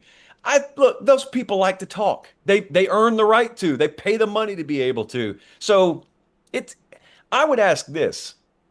This is going to sound like I'm running PR for them. It's going to sound like I'm the SID over there. But I don't care if we're talking about any program. It could be Arkansas. What is it that you want for the program? I would imagine this person wants the program to succeed. They pay a lot of money to try and see them succeed. Do you really think giving that quote, anonymously or not, is constructive after 1 week?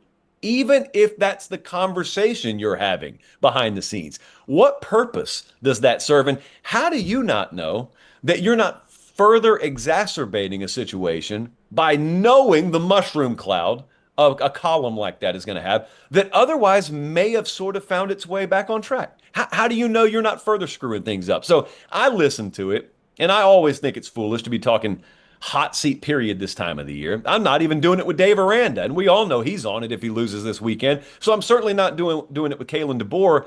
But the other thing I would just ask is, what is it you want out of all this? And are your actions contributing to the forward momentum of getting that thing? So I read it. I didn't make much of it. Respect them for being able to get the quote.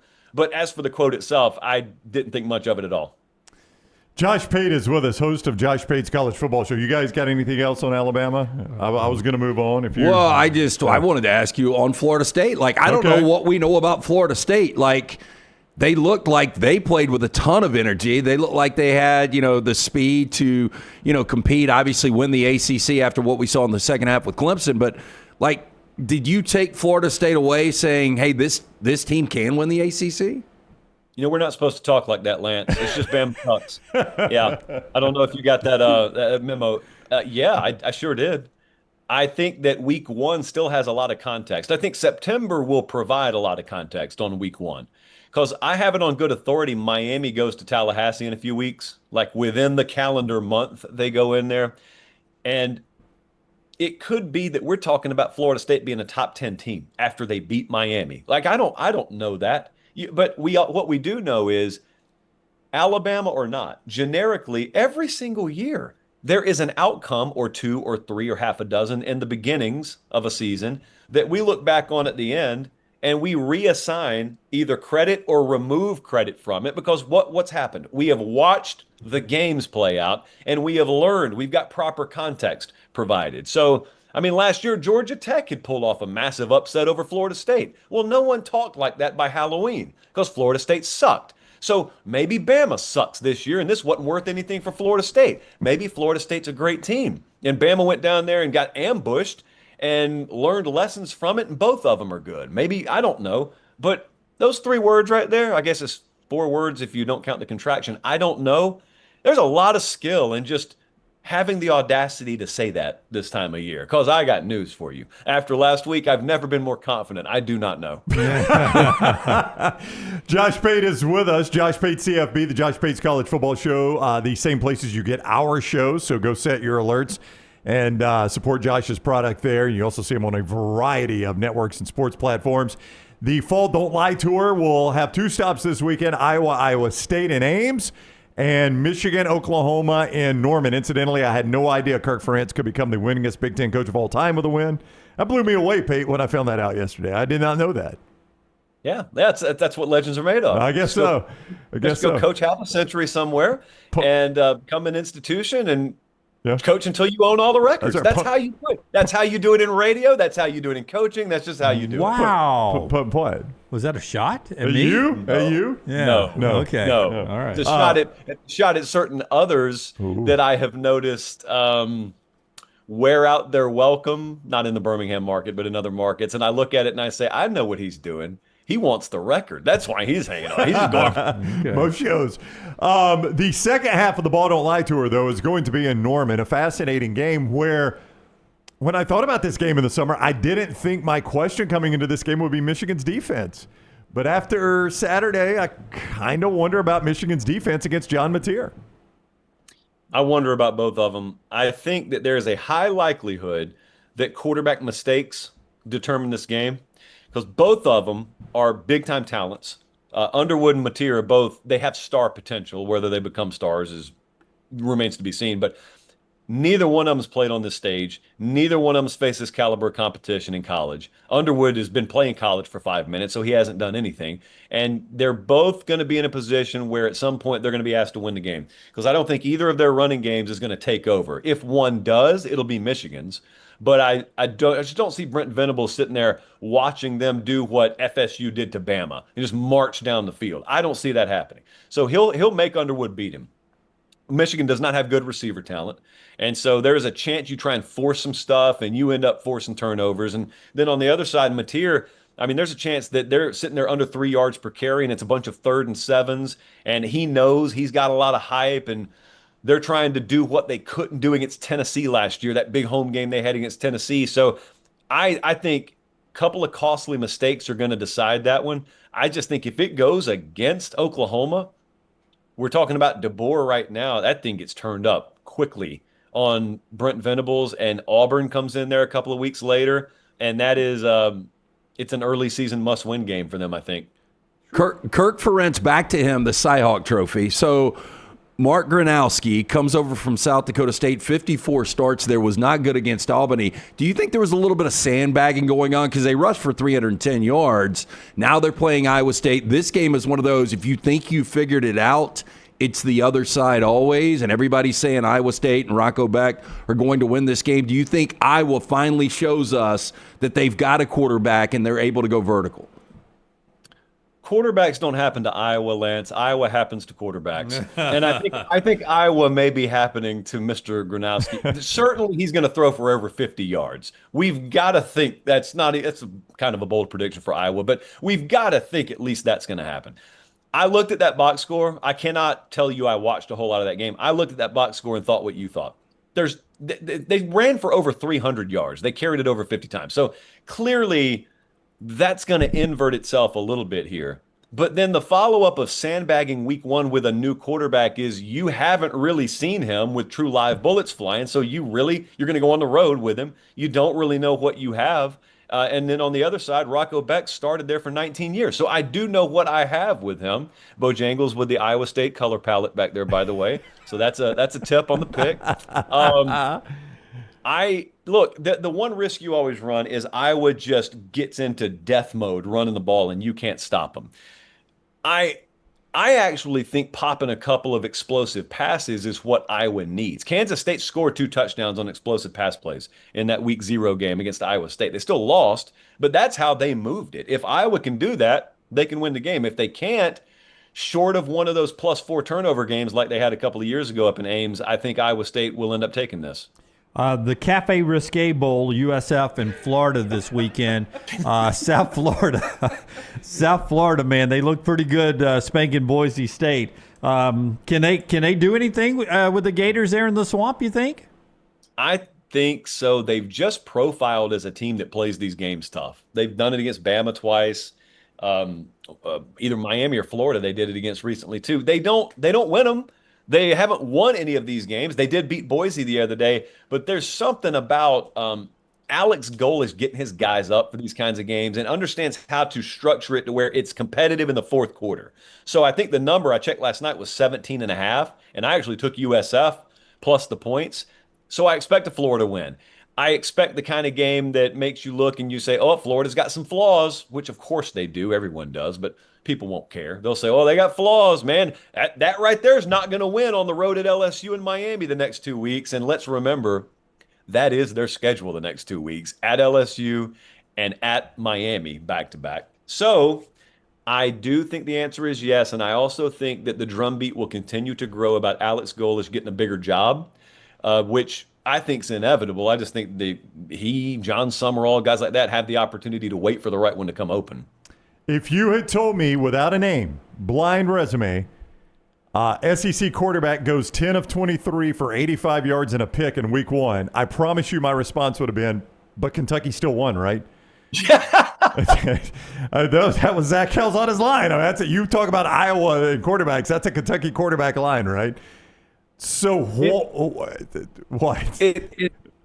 First off, that's a very sadistic, accurate comment. Yes. And secondly, it's almost to the point where if a Kentucky quarterback goes 28 of 37 for 330 yards and 3 touchdowns, you almost look at it and say, like, what are you trying to prove? That's not us. What's wrong with you? Yeah, I don't know if a Kentucky quarterback registers on DraftKings. Like, I don't know if you ever played the Saturday Fantasy, but I don't know anybody that would ever put one in. He's my flex. I'm just trying to get 83. But I mean, Calzada, we saw him. He was 6-4 as a starter at A&M. He had 35 touchdowns last year at Incarnate Word. It's just like whoever goes there, Devin Leary, pick your guy. But why am I worried about Ole Miss this week then? Why? I mean, how can that beat Ole Miss? And it did last year. You just worry that Kentucky has possession of the same poison they had possession of last year, which is one of the only ways to describe how inexplicable that result was. Also, maybe Kentucky just caves their offensive line. The crowbar theory, as I like to call it. Maybe they can throw the crowbar in the bicycle spokes, and it makes Ole Miss's offense grind to a halt. We've never seen Austin Simmons have to play a game on the road. I'm not calling a stadium named after a grocery store the most hostile place in America, but it is the road in the SEC. Mark Stoops has coached for 97 years. Maybe he's got something up his sleeve. You know what this sounds like? It sounds like the predictions for Notre Dame, Alabama in 2012. Everything but X's and O's, I guess, is what you have to hope for. I will have to see Ole Miss not pull away to believe it. That's where I am on that game. I know that I'm not betting it. I'm going to stay away from betting it, but especially after last year. How do you not? Friday night lines, I love it. I never get my name mentioned. I try to get a game picked or anything, but Oh, no way. I got bad news for you. Well, it may be great news for you. I have a very big conundrum this week. Very big. So I want to play softball Friday night. I never get to play in the fall. Since we're doing the private thing this weekend, we can leave whenever we want to go to Ames, to go to Des Moines. On the PJ. So we can leave at like 11 o'clock at night. It's incredible. So the question is not whether I do that. Of course I do that. The question is, when do we do Friday night lines? I think it's going to have to happen early Friday evening, maybe. So net result, we get more traffic. But for diehards like you, you're going to be sitting there at 10 o'clock, halftime of that Friday night game, saying, where is it at? And I'm going to be on a softball field in Smyrna, Tennessee somewhere. No. When he said it might be good news, I, for a moment, thought Pate was going to say, Dunaway, would you host it for me? No. I couldn't do it. First of all. I envisioned a national audience being introduced to your betting acumen, and I'm like, this will be fantastic. I couldn't do it. I just want to know how many people feed information into the model. That's what I want to know. One person runs it for me, but there's a bunch of, I'm not even going to pretend to understand how to write code and how this stuff works. But it's like a bunch of tributaries flowing into one pool, and hopefully the pool makes us money. Yeah. I bet them all last week because you gave me the advice. You don't just pick and choose. Either you're all in on the model, you're not in on the model. There was a winner. Miami, 4-3. Miami came through for us. There we go. Yep. All right, go follow Pate on social media at Josh Pate CFB. You always see him on his platform, Josh Pate's College Football Show on YouTube, Apple Podcast. Everywhere you get us, you get Pate as well. But you can also now see him as part of On3, ESPN, Yahoo Sports, Bussin' with the Boys. He is everywhere. Josh Pate's College Football Show. Pate, safe travels this weekend. Thank you so much for the time, buddy. I appreciate it, sirs. All right, take care. Josh Pate with us on the Alexander Shinora Trial Attorneys Hotline. And the show being brought to you in part by our friends at Odie's. What was the question last night? The question last night was, which came first, the Rubik's Cube or Charlie Sheen? Dun, dun, dun, dun, dun. Like his first role or his birth? No, his birth and the birth of the Rubik's Cube when it was developed. I think the Rubik's Cube was developed in 1982. So I'm gonna say Charlie Sheen was 1981. I'm gonna say Charlie Sheen by year. Charlie Sheen turned 60 yesterday. It was part of 4 Down. So 65, Rubik's Cube, 1974. Wow, Rubik's Cube around that long. So Charlie Sheen came first. Little factoids you learn at Odie's Team Trivia. We do it every Wednesday night. The original location in Crestline, newest location in Edgewood. Great food from Rodney Davis at both, from the wings, the burgers, the great sandwiches, ice cold beer buckets, full of the Bud Light, the Odie's famous cup cocktails as well. Stop in, see Will Haver for lunch, dinner, live music Fridays and Saturday nights. Birmingham Institution, it's Odie's Tavern. And our 4 Downs being brought to you by our friends at Way to Wellness today, your journey to healthy living. If you have ballooned up from 4 downs to 5 downs, 6 downs, 7 downs. Way to Wellness can help knock you back down to normal with a great weight plan, whether it's weight loss or whether you need a special diet for certain things going on in your life. Leslie and her board-certified team can help you out. aplanforme.com, aplanforme.com. You'll find out when you get there a variety of ways to manage your weight gain or your health, whether it's injection therapy, protein bars like I use to keep from bad snacking, meal replacements, and so much more. And there's no contract, no sign-up fees, and your first consultation is free. Planforme.com is Way to Wellness, your journey to healthy living. First down. If you're at a donut shop or a bakery, what's your go-to item? The cronut. What's the cronut? So I didn't know what a cronut was until a few months ago.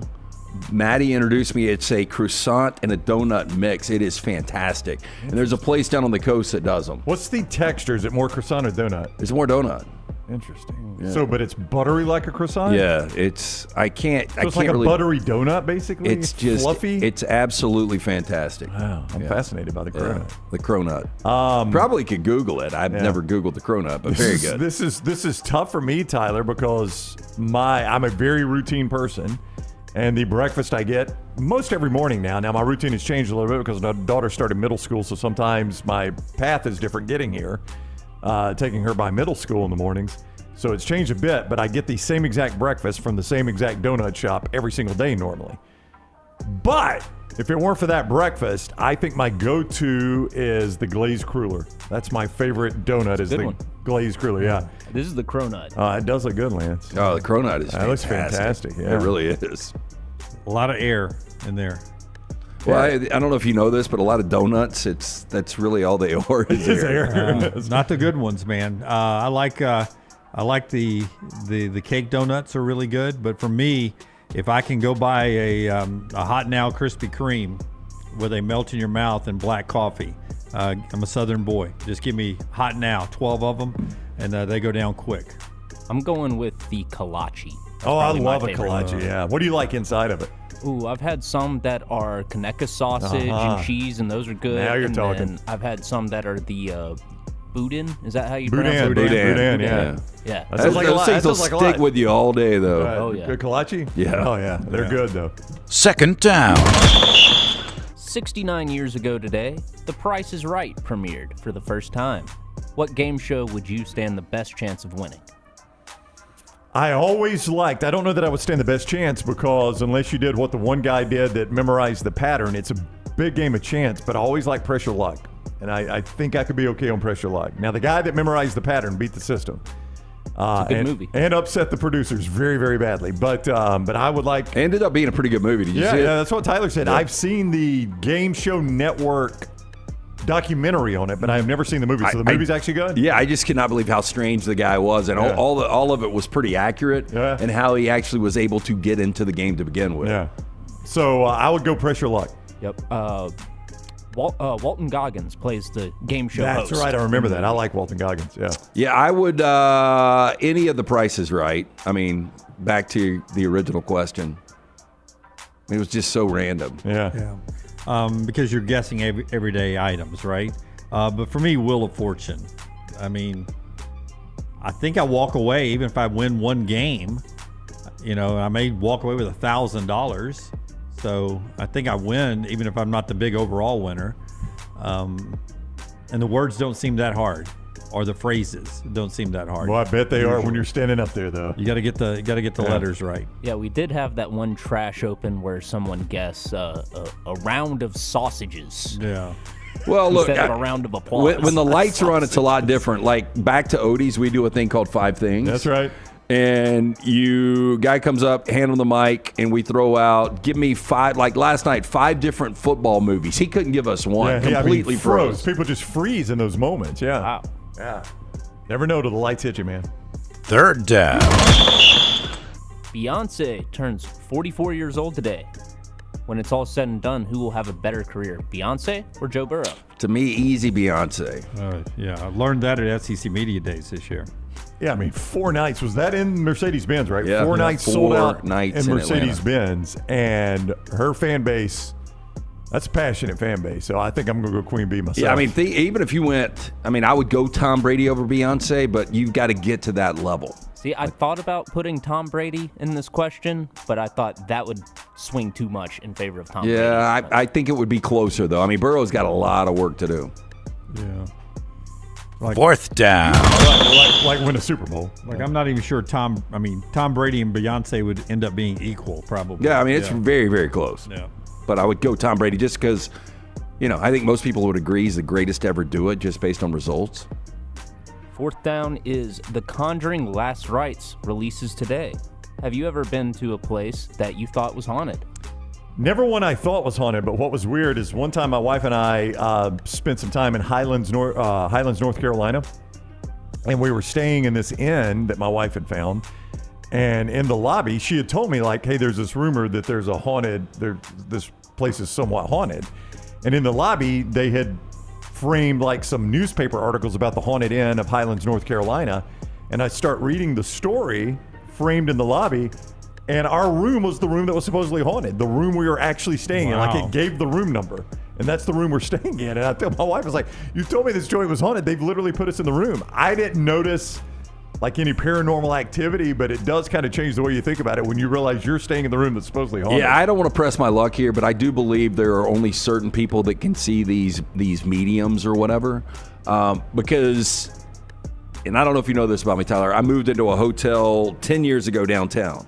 And they had just reopened the hotel, and it was a week before it actually opened. But the guy that was one of the owners of the hotel, he's like, hey, you can just stay down there. It's the Redmond Hotel. Yeah. He was like, you'll be the only person in the building. And I was like, you know what? I'm going to wait until you actually open. Couldn't do that, yeah. But, I lived there for a year, and there were a lot of different reports of hauntings and stuff. I never saw one situation, ever.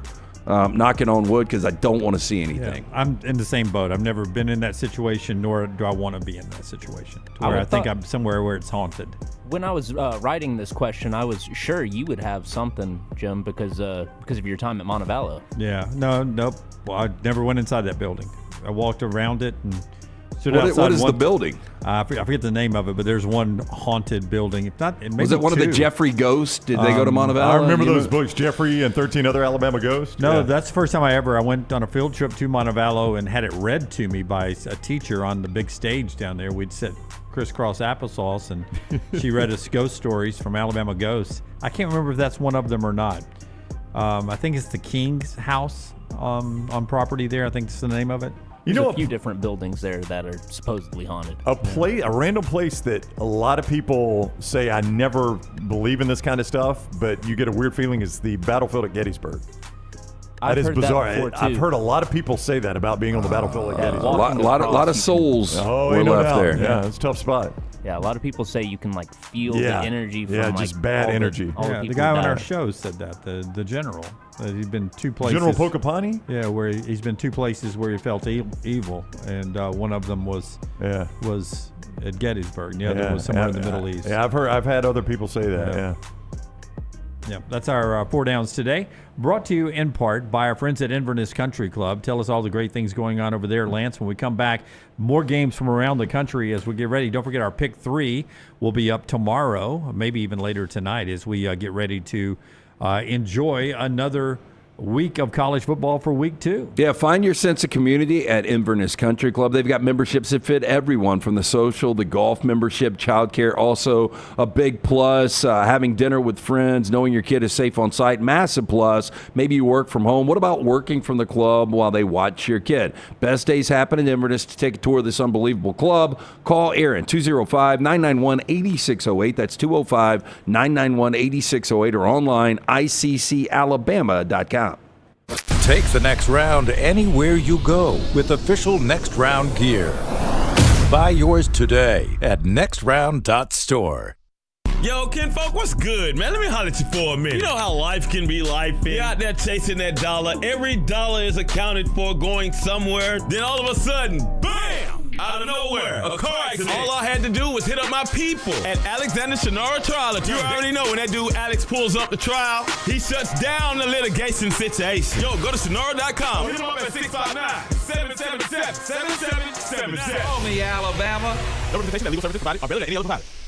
Stop by the New York Butcher Shop and pick up the finest in certified Angus prime beef steaks and burgers, premium pork chops, ribs, and all-natural chicken cut to order just for you. Their chef-prepared entrees and side dishes are the perfect dinner-to-go choice for your family and are ready to heat at home. With a great selection of fine wines and desserts, the New York Butcher Shop is your one-stop dinner shop. 2 locations to serve you, Cahaba Heights and on Highway 119 in Greystone. The New York Butcher Shop, rare quality, well-done service.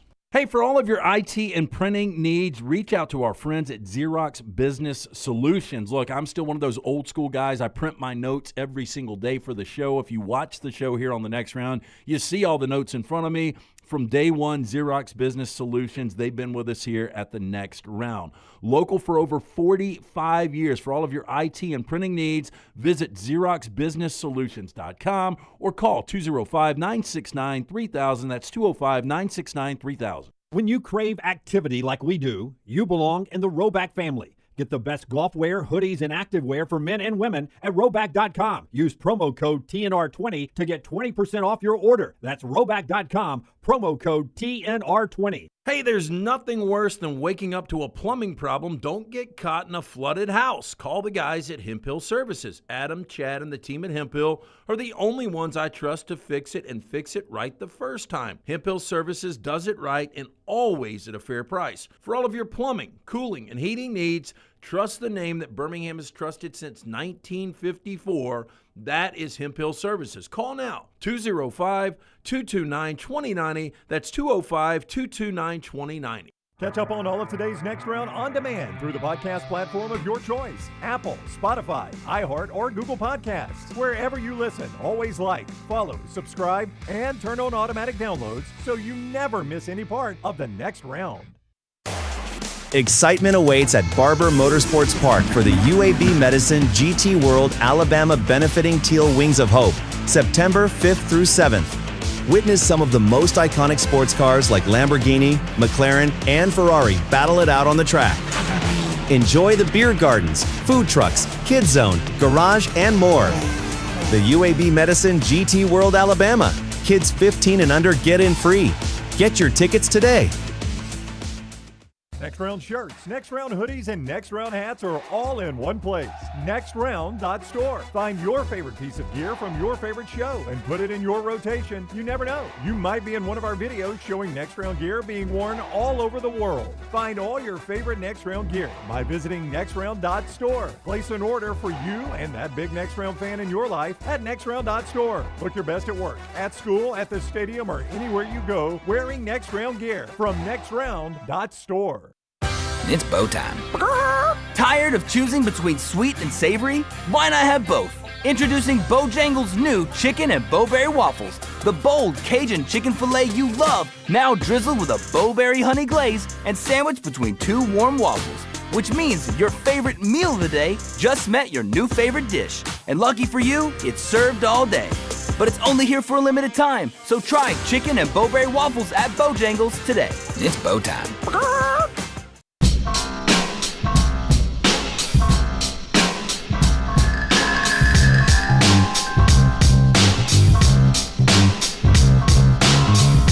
Our Bojangles Tender Moment of the Day brought to you by Bojangles. And you can make it bow time for you at lunch today or throughout this high school and college football weekend. Let Bojangles cater your tailgate or your watch parties. Wherever you're headed this weekend throughout the SEC or the NFL, there's a Bojangles near you.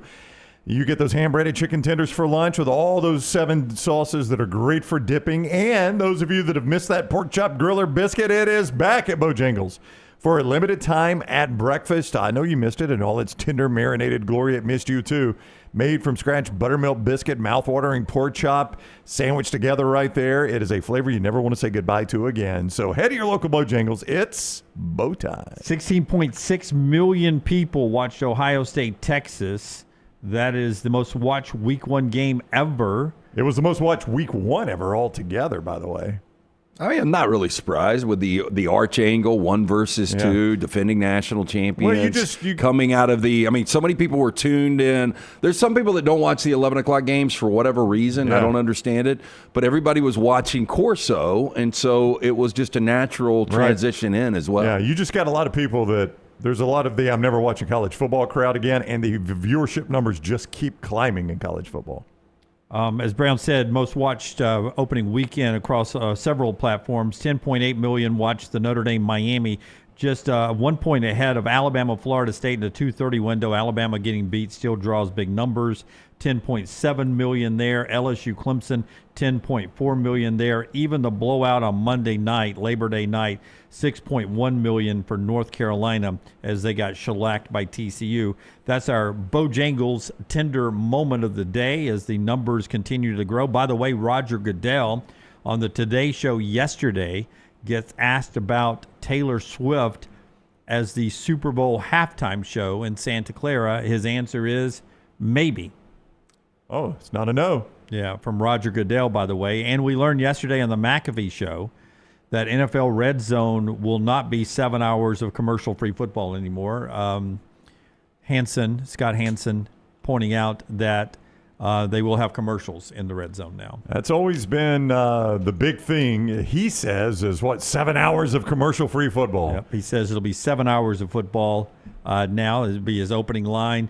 You will always have one game up, but the commercial audio will be airing in a box, so they'll go at least a double box with a commercial in one of the boxes. But we had to pay for Red Zone in the past, right? You still pay for the red zone. See, I've never understood this. It's either part of your payment to your but like provider. I've got Disney Plus, and on my Disney Plus, I've got commercials.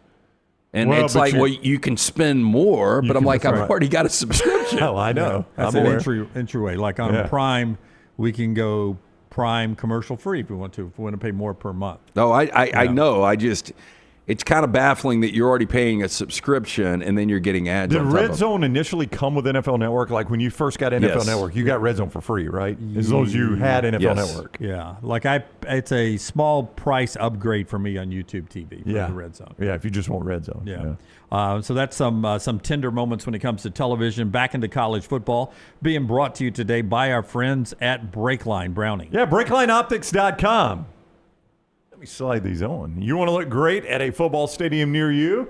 You can do it with Breakline Optics. BreaklineOptics.com. They make wonderful sunglasses that don't just look great, but they are built to last. These things are durable. You cannot break these lenses. We have tried it ourselves in the parking lot behind our building, just hammering those lenses into the asphalt with that mallet, and we could not break them.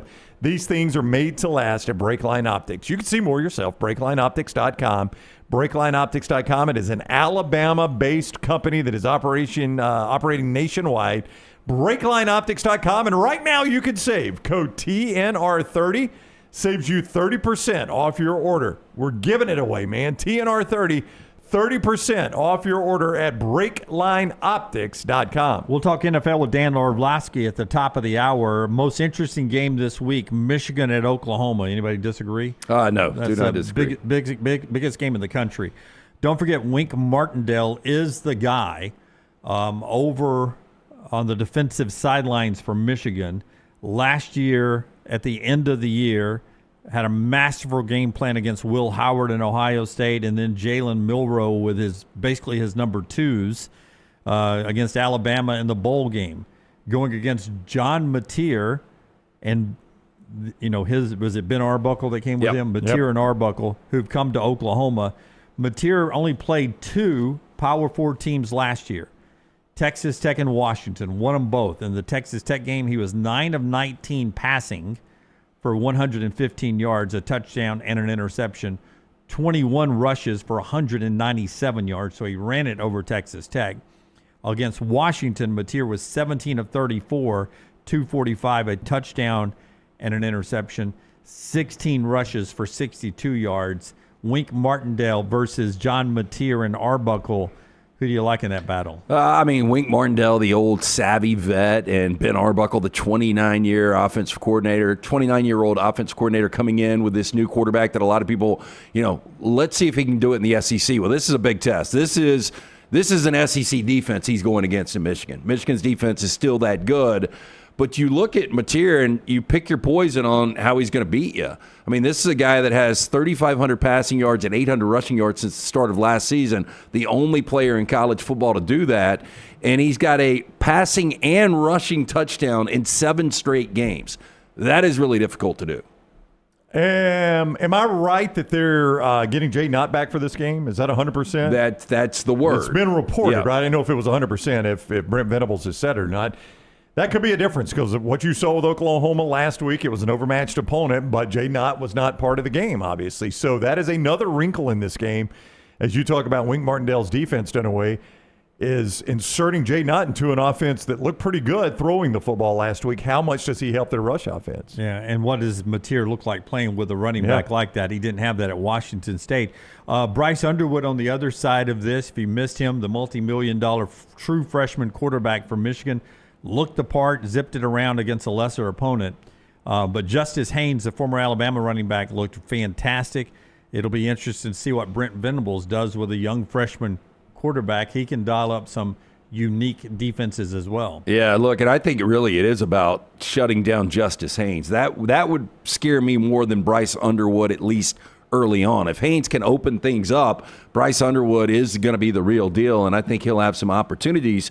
What's amazing, this is only the second meeting ever between Michigan and Oklahoma.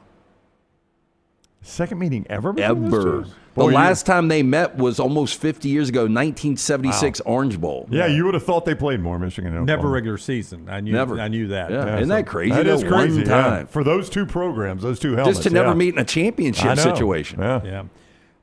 So that's the biggest matchup in the country. At this point, you just sort of pick and choose on what you think the second biggest matchup in the country is. A lot of people will point to Illinois and Duke playing each other. It's hard for me to paint that as the second biggest game in the country. You know when it becomes the second biggest game in the country? When Ole Miss loses to Kentucky or Arizona State loses to Mississippi State. So I don't think we know what the second biggest game is yet, if that makes any sense. Yeah, exactly. Wherever that upset comes, that's the second biggest game in the country. A little note on that, though. Like I've liked Duke all summer. And Illinois is, they're going to try to flex their manhood. But Darian Mintz is only making his third start against a Power 4. He was 0-2 last year against Kansas State and Oklahoma. And Elon ran for 163 yards against Duke last week. Elon. Well, I mean, Illinois only got 5 starting offensive linemen back. Brett Bielema only loves to run the ball every play. I was all for your sentiment on Duke all summer long. This feels like this is playing right into an Illinois run it. It's an 11 o'clock game, so it scares me. I don't like playing those 11 o'clock games. I ended up playing 2 this past week. I mean, there's so many 11 o'clock games that are appealing this week. I mean, the 11 o'clock slate's the best slate. Yeah, and I just think there's going to be many upsets. I think Duke, I like right now. I like Baylor. I know you agreed on that. I like Virginia against NC State, and I like Iowa against Iowa State right now. I would tell you keep an eye because this will become a big storyline again like Pitt was last year. Dylan Lonergan, the former Alabama guy who just said and never got on the field, 4 touchdowns last week for Boston College. This week they go and play Michigan State. It's a good play. They're catching 4.5 in East Lansing. Dylan Lonergan against Aiden Childs in Michigan State. I think this Michigan State team is going to be improved this year. But now Boston College with a quarterback that sort of fits the Bill O'Brien system. This is a fun game. It feels like a one-possession game. It really does. Yeah. And I agree with you. I think Jonathan Smith in year 2, I think Michigan State's going to be better. But Boston College, like they've done the last couple of years. I mean, they're not great, 7-6 back-to-back years. But, they're always in games. That former Alabama quarterback Saturday was something to behold, by the way. I mean, Holstein had 4 touchdown passes. I can't even remember who Pitt was playing, Duquesne, I think it was. So he didn't play a ton, but he had 4 touchdown passes while he was in there. You mentioned Lonergan's day, and then Julian Sayin was the better of the 2 quarterbacks, and he versus Arch Manning. I would say, and I say this from an Alabama perspective. Okay. I would back off calling Julian Sayin an Alabama quarterback. Well, I mean, I'm not sure he even unpacked in Tuscaloosa. He was recruited by Saban and Simon. Saban talked before the game that he talked a lot about what he saw from him in practice and what he needed to improve on. So Saban watched him a lot. And say what you want about Sayin. Like, I thought Sayin was good. Ryan Day didn't have to put him out there too much, Brian Hartline, because the defense was playing so well. But the last quarterback to win their first college start against a number 1 team. Oh, God, I don't know. Who was that? Jim Harbaugh against Miami in 1984. How about that? I just, if you never wore the Alabama uniform in a game, I'm not sure you can be a former Alabama quarterback. I mean, you don't even have to have gotten in. Right, you just had to have it on. You had to at least have to run out on the field once. Okay. So saying you're not saying that Sayin is a former Alabama quarterback. Yeah. Maybe a little bit of former Alabama recruit. Right, that's fair. Nicholas said Sayin did not impress him that much. I'm not saying he impressed me, but he was better than Arch. That's all I said was he was better than Arch. Yeah, Julian Sayin by the end of September is going to be legit. He will not face a better defense than he saw Saturday. So that was his performance against the best defense he's going to see all year. Yeah, look, and I think Arch is going to be just fine too. Look, it was a bad look, but it was against a great defense. But if I've got to pick one of the two to have a more productive season, I would go Sayin right now. And then there's Alabama and Auburn. We'll get back to them before we get to Orlovsky and the NFL. The show being brought to you by our friends at Michelson Laser Vision. Tell us about Michelson. Yeah, 205-969-8100. Dr. Mark Michelson, Dr. Jen Michelson, best in the business, in my opinion. Conveniently located UAB Highlands. Just call, get the consultation. It's absolutely free. If you call, ask for Amy. Tell her the next round sent you. 205-969-8100. You can always go online, michelsonlaservision.com. It's hard to imagine Alabama paying a buyout of more than $60 million to change head coaches. Yeah, I'd say so. Not going to do it. It's hard to imagine almost any school doing it. Texas A&M did, but coordinator reputation right now, Kane Womack's is way down. Mm-hmm. Is that fair? Yeah. Yeah. Oh, yeah. Fair. I think it's very fair. It was started down, went up, back down. Yeah. I mean, everybody's calling it a gimmick defense. Yeah. Some people have called it that. Roman Harper on our show from the get-go before last year. Don't know that he's used the word gimmick. But but he's questioned the scheme. But most of the effort questions came on which side of the ball? Defense, but I think effort shows up more on defense than it does on offense. Now, effort, I think, shows up a lot with receivers. When you have receivers that aren't willing to go across the middle, they alligator arm things. Don't want to block. Don't want to block. You can see a lot of effort there, but I think by and large, lack of effort is going to show up more defensively than it does offensively. Yeah, and to me, effort shows a little bit when your offensive line gets whipped. Yeah. I mean, especially by a bunch of newcomers. Here's Kane Womack on trying to get the defense to not be hesitant, which sometimes shows up on film as not giving 100%. Here's Womack. Well, I think, again, that goes into the pattern of us on the road as a football team. You know, I think about the two games and a half that we, defensively have played timid and on our heels. And those are situations where on the road we've got to make sure that we protect our sideline. I talk about it all the time. The sideline is a living, breathing organism that you've got to make sure you're doing your job to feed that the right way. And so even as a coaching staff, we got to make sure that we're challenging ourselves. There's so many things now with the iPads that you're making checks and adjustments and corrections. But let's make sure that we're also keep the main thing as a coaching staff, right? That we are making sure our players are ready to physically, mentally go out on the field and go play in an attacking mindset. And that's something that we didn't do a good enough job as a coaching staff. Here's a couple of disturbing things coming up.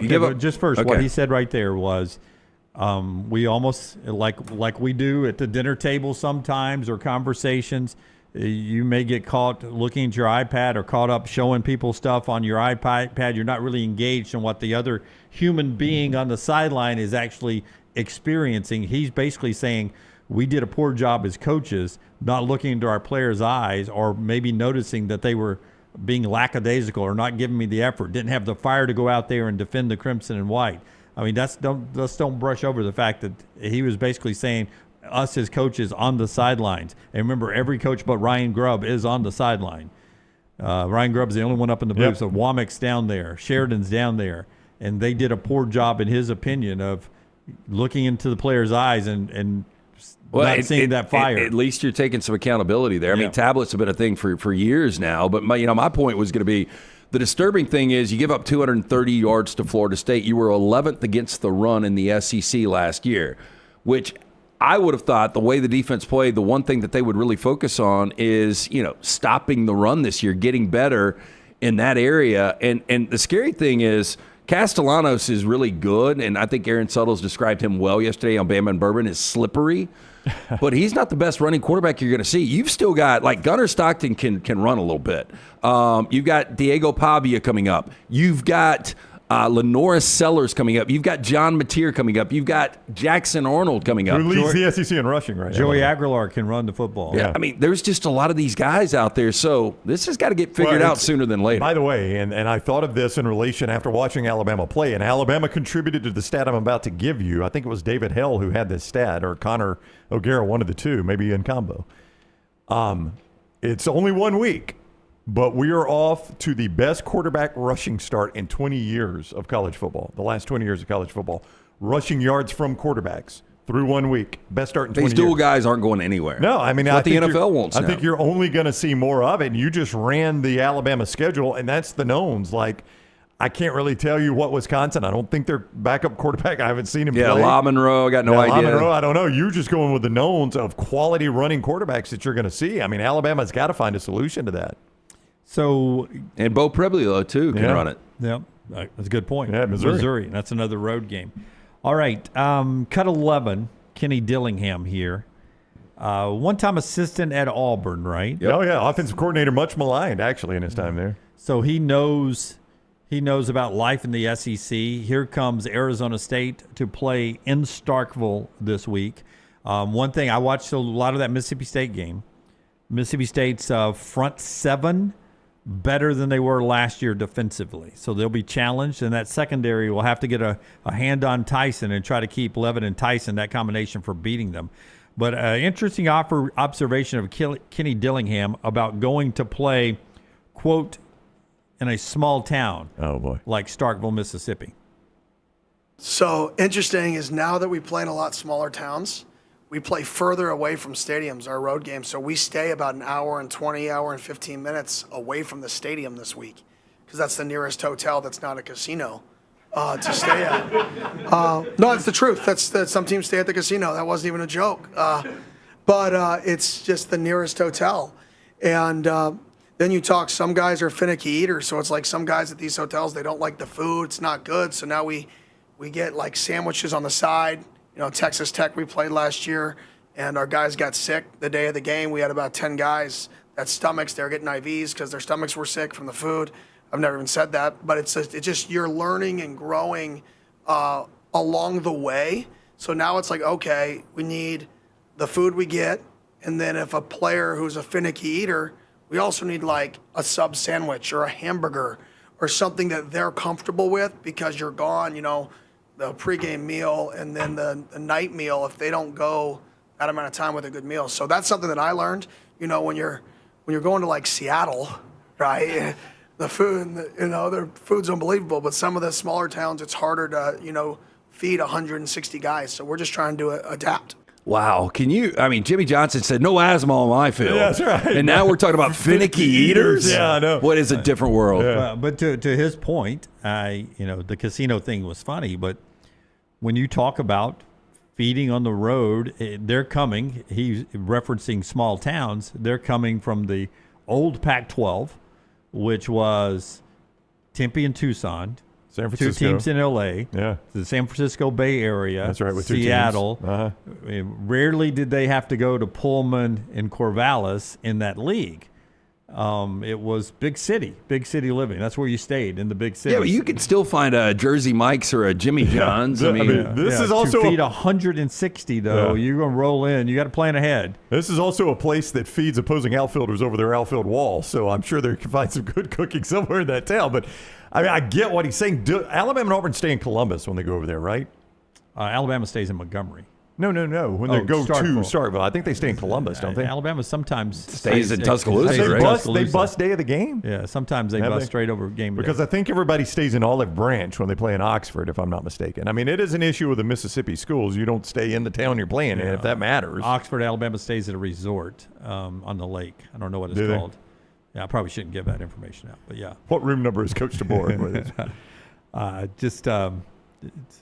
It's different. A lot of people stay in Birmingham. But I assume when they play in Tuscaloosa, they almost all stay in Birmingham, if not all of them do. So where else? You got to go to Waco, Salt Lake, you'll be fine. Ames. Yeah, but you Starkville this week, and then all around the Big 12 where it's different than it was. And interesting that the Texas Tech game last year, they had a little stomach bug running through because, you know, when you're making 160 sandwiches, if you happen to eat that first one, if it hasn't been refrigerated by the time I get to 160, that first one may not be good for you anymore. But wouldn't you love that if you could go back in time and just have Bear Bryant here? Hey, man, these guys are finicky eaters. We need to find them something. All right. When we come back, Dan Orlovsky talks NFL football with us. The show being brought to you by our friends at Hemp Hill. Take us to break, LT, about heating and cooling. Yeah, 205-229-2090, whatever the problem is. Anything with the heating, the plumbing, the cooling, any of these issues in your home or business, our friends are ready to serve you. Call Adam, Chad, Andrew, the guys there, 205-229-2090. Hard to stop a train. For more information, hemphillservices.com. Follow Scott Forrester on Twitter at Scott Forrester TV.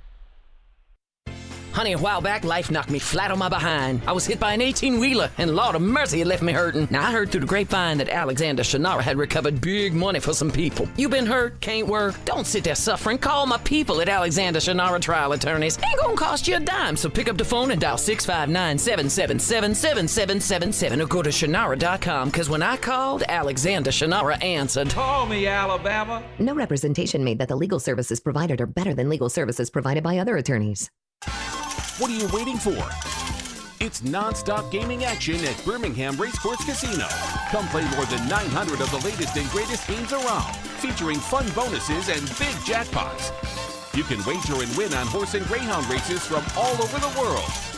There are more ways to win at Birmingham Racecourse Casino. Birmingham Racecourse Casino, located off I-459, exit 31, Derby Parkway. Must be 21 or older. Next Round shirts, Next Round hoodies, and Next Round hats all in one place, nextround.store. Find your favorite piece of gear from your favorite show and put it in your rotation. You never know, you might be in one of our videos showing Next Round gear being worn all over the world. Find all of your favorite Next Round gear by visiting nextround.store. Place an order for you and that big Next Round fan in your life at nextround.store. Look your best at work, at school, at the stadium, or anywhere you go wearing Next Round gear from nextround.store. Hey, Lance Taylor from the Next Round to tell you about one of our favorite places for breakfast, lunch, and dinner. That is Hamburger Heaven since 1982.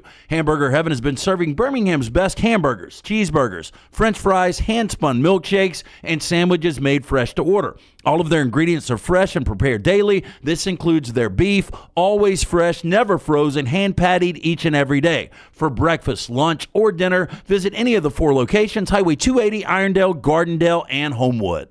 Remember the name Way to Wellness if you're battling weight loss in your life. I'm Jim Dunaway from the Next Round. There was a time I was over 216 pounds until Way to Wellness helped me lose 45 pounds, and now for over 2 years, they've helped me keep that weight off. Here's their website, aplanforme.com, aplanforme.com. That's a great name for a website because there's no cookie-cutter plan. Everything is designed specifically for you. No contract, no sign-up fees, and your first consultation is free at Way to Wellness. Never miss anything from the Next Round when you listen on demand through the podcast platform of your choice. Apple, Spotify, iHeart, or Google Podcasts. Wherever you listen, always like, follow, subscribe, and turn on automatic downloads so you catch every part of the Next Round. Listen anywhere in the world at any time on the Next Round podcast feed and support the show by following, subscribing, and turning on automatic downloads on any podcast platform. Thanks for always making the Next Round a big part of your day. Hey, there's nothing worse than waking up to a plumbing problem. Don't get caught in a flooded house. Call the guys at Hempill Services. Adam, Chad, and the team at Hempill are the only ones I trust to fix it and fix it right the first time. Hempill Services does it right and always at a fair price. For all of your plumbing, cooling, and heating needs, trust the name that Birmingham has trusted since 1954. That is Hempill Services. Call now, 205-229-2090. That's 205-229-2090. It's bow time. Tired of choosing between sweet and savory? Why not have both? Introducing Bojangles' new chicken and bowberry waffles. The bold Cajun chicken filet you love, now drizzled with a bowberry honey glaze and sandwiched between 2 warm waffles. Which means your favorite meal of the day just met your new favorite dish. And lucky for you, it's served all day. But it's only here for a limited time, so try chicken and bowberry waffles at Bojangles today. It's bow time. Jim Dunaway, Lance Taylor, Ryan Brown. Live from the Birmingham Racecourse Casino Studios, the Next Round, presented by Bud Light, is on now. All right, we roll into the final hour of the show, brought to you always by our friends at Champy's World Famous Fried Chicken. Get that tailgate package to go right now because you can watch NFL football tonight, 7:20 on NBC, Cowboys and Eagles. Sterling will Brown you up some chicken. He's done that already overnight. He cooks it to order, open for lunch for the last 3 minutes, dinner 7 days a week. And it's just a great destination lunch and dinner location, great happy hour location, but the tailgating food is perfect. Mississippi Delta recipe tamales and the hand-cut chicken fingers. Kenny Dillingham would love to have a Sterling-run operation in every small town he's gone to, championschicken.com. This time last year, for those that want Kalen DeBoer gone, maybe Kalen can turn it around like Nick Sirianni. They would have paid any price to get rid of Nick Sirianni about this time last year up in Philly, right? He was getting booed out, right? Yeah, Preseason. Look, you go back 2 years ago and they lost 8 of their final 9, I think. And, people thought that Sirianni couldn't coach. And now I saw odds for coaches to get fired. And I think outside of Andy Reid, I think he was the longest shot of a guy to lose his job. Yeah, one thing to keep an eye on tonight, Dak Prescott healthy for the first time in a long time, 100% healthy going to this game, barring a bug that I may jinx him. And then no Kellen Moore calling plays on the other side, which I think is the biggest factor in the game tonight. How does Jalen Hurts and that offense adjust to a different play caller? Because as Kellen Moore settled in last year, they became a really good offense. Can they do that from the jump tonight? I mean, they've got so many freaking weapons. I mean, and this is so bad because a lot of people believe he's a top 5 quarterback. I can't doubt Jalen Hurts anymore, but I just don't think he's a top 5 quarterback. And you look at what you've got, on the perimeter, when you look at Brown and you look at Smith, and then obviously Saquon, the season he's coming off of, and such a big physical offensive line. I'm more concerned with Dallas's defense. Well, I was going to say that, Lance, because the narrative is this was a trash Dallas defense, and now you've taken away maybe the best defensive player in the NFL and sent him to Green Bay. I mean, they were 31st in scoring defense last year, giving up 27.5 points per game in the NFL. And as you said, you lose, your one big fixture, your main piece, and Micah Parsons. Now, you bring in Kenny Clark, which is going to help a little bit against the run, but I mean, the defense got to get a lot better if Dallas wants to get to where they were 2 years ago. I don't know what the number 22 team is in the Associated Press poll. It's very close to Alabama at 21. But I saw one power rating that had the Cowboys at 22 and the Eagles at number 1.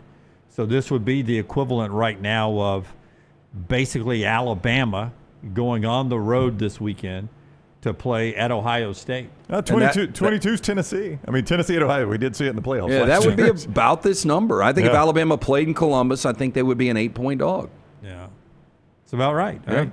So that's what we got tonight in the NFL. Orlovsky will join us in just a second. What are you laughing at? I have a good friend who is an Eagles fan. He just won a freaking Super Bowl. Jalen Hurts is 100% a top 5 quarterback. Ooh. Well, you can't say that just because you won a Super Bowl. If every quarterback in the NFL was a free agent and pick me a team, give me a team. Wait, I'll just ask you guys right now. I mean, he's not better than Josh Allen, Pat Mahomes, Lamar Jackson, Joe Burrow. And then, I mean, is he better than Jaden Daniels? I mean, right now, maybe. I mean, he's got more of a track record. This is where you get into the conversation. For sure, 1 through 4, he's not. Yeah, right. I mean, if he's in top 5, he's 5. Because winning counts for something. It but does. His ability to throw the football improved over last year, and I think Kellen Moore had a big reason to do that. We'll see what else happens. But as Lance said, you wouldn't take him in front of those other 4. No. Allen, Mahomes, Burrow, not even Lamar Jackson. Whoever your Eagles fan is wouldn't take him in front of those other 4. If he's being honest, I don't think. More NFL coming up in just a second while we wait on Orlovsky. A couple other things going on in the world, both for the World Cup coming to the United States next year, but it's happening in college right now, and not just at Alabama, but also in some aspects Auburn.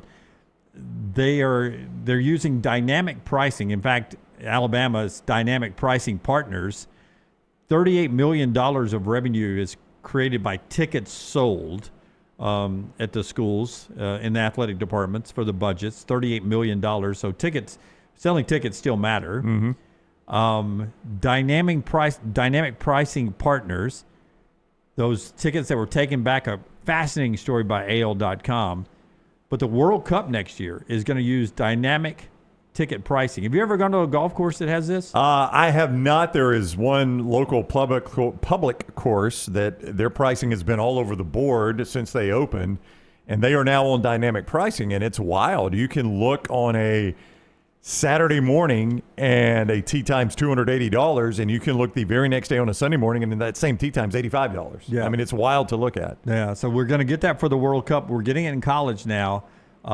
Ironic, Dynamic Pricing Partners has changed their name to Elevate Marketplace now. We don't want they don't want the phrase dynamic pricing out there. Don't want it to be actually so upfront right there. All right, let's talk some NFL in a moment with Dan Orlovsky. He is brought to you each week by MyBookie.ag. Code next round to get that $500 bet back bonus at MyBookie.ag. Your first bet up to $500, completely covered by them. You lose it, they put it right back in your account, up to $500 with that bet back bonus when you use code next round signing up at MyBookie.ag. Welcome to the NFL season, Dan. How do we find you today? I'm great. We're here. It is go time. So looking forward to a fun start tonight, obviously this weekend, and a long journey. Yeah, before we get to that, it has become a custom this week to ask each one of our guests about Alabama, Florida State. I saw that you had some comments, and your facial expression tells me those comments have not changed about what you saw out of the Crimson Tide this past weekend. Shocked. I mean, it felt watching that tape that they have not been that far from what many people believe Alabama football has been or is in 15 years. It was shocking to see the lack of toughness and physicality and effort.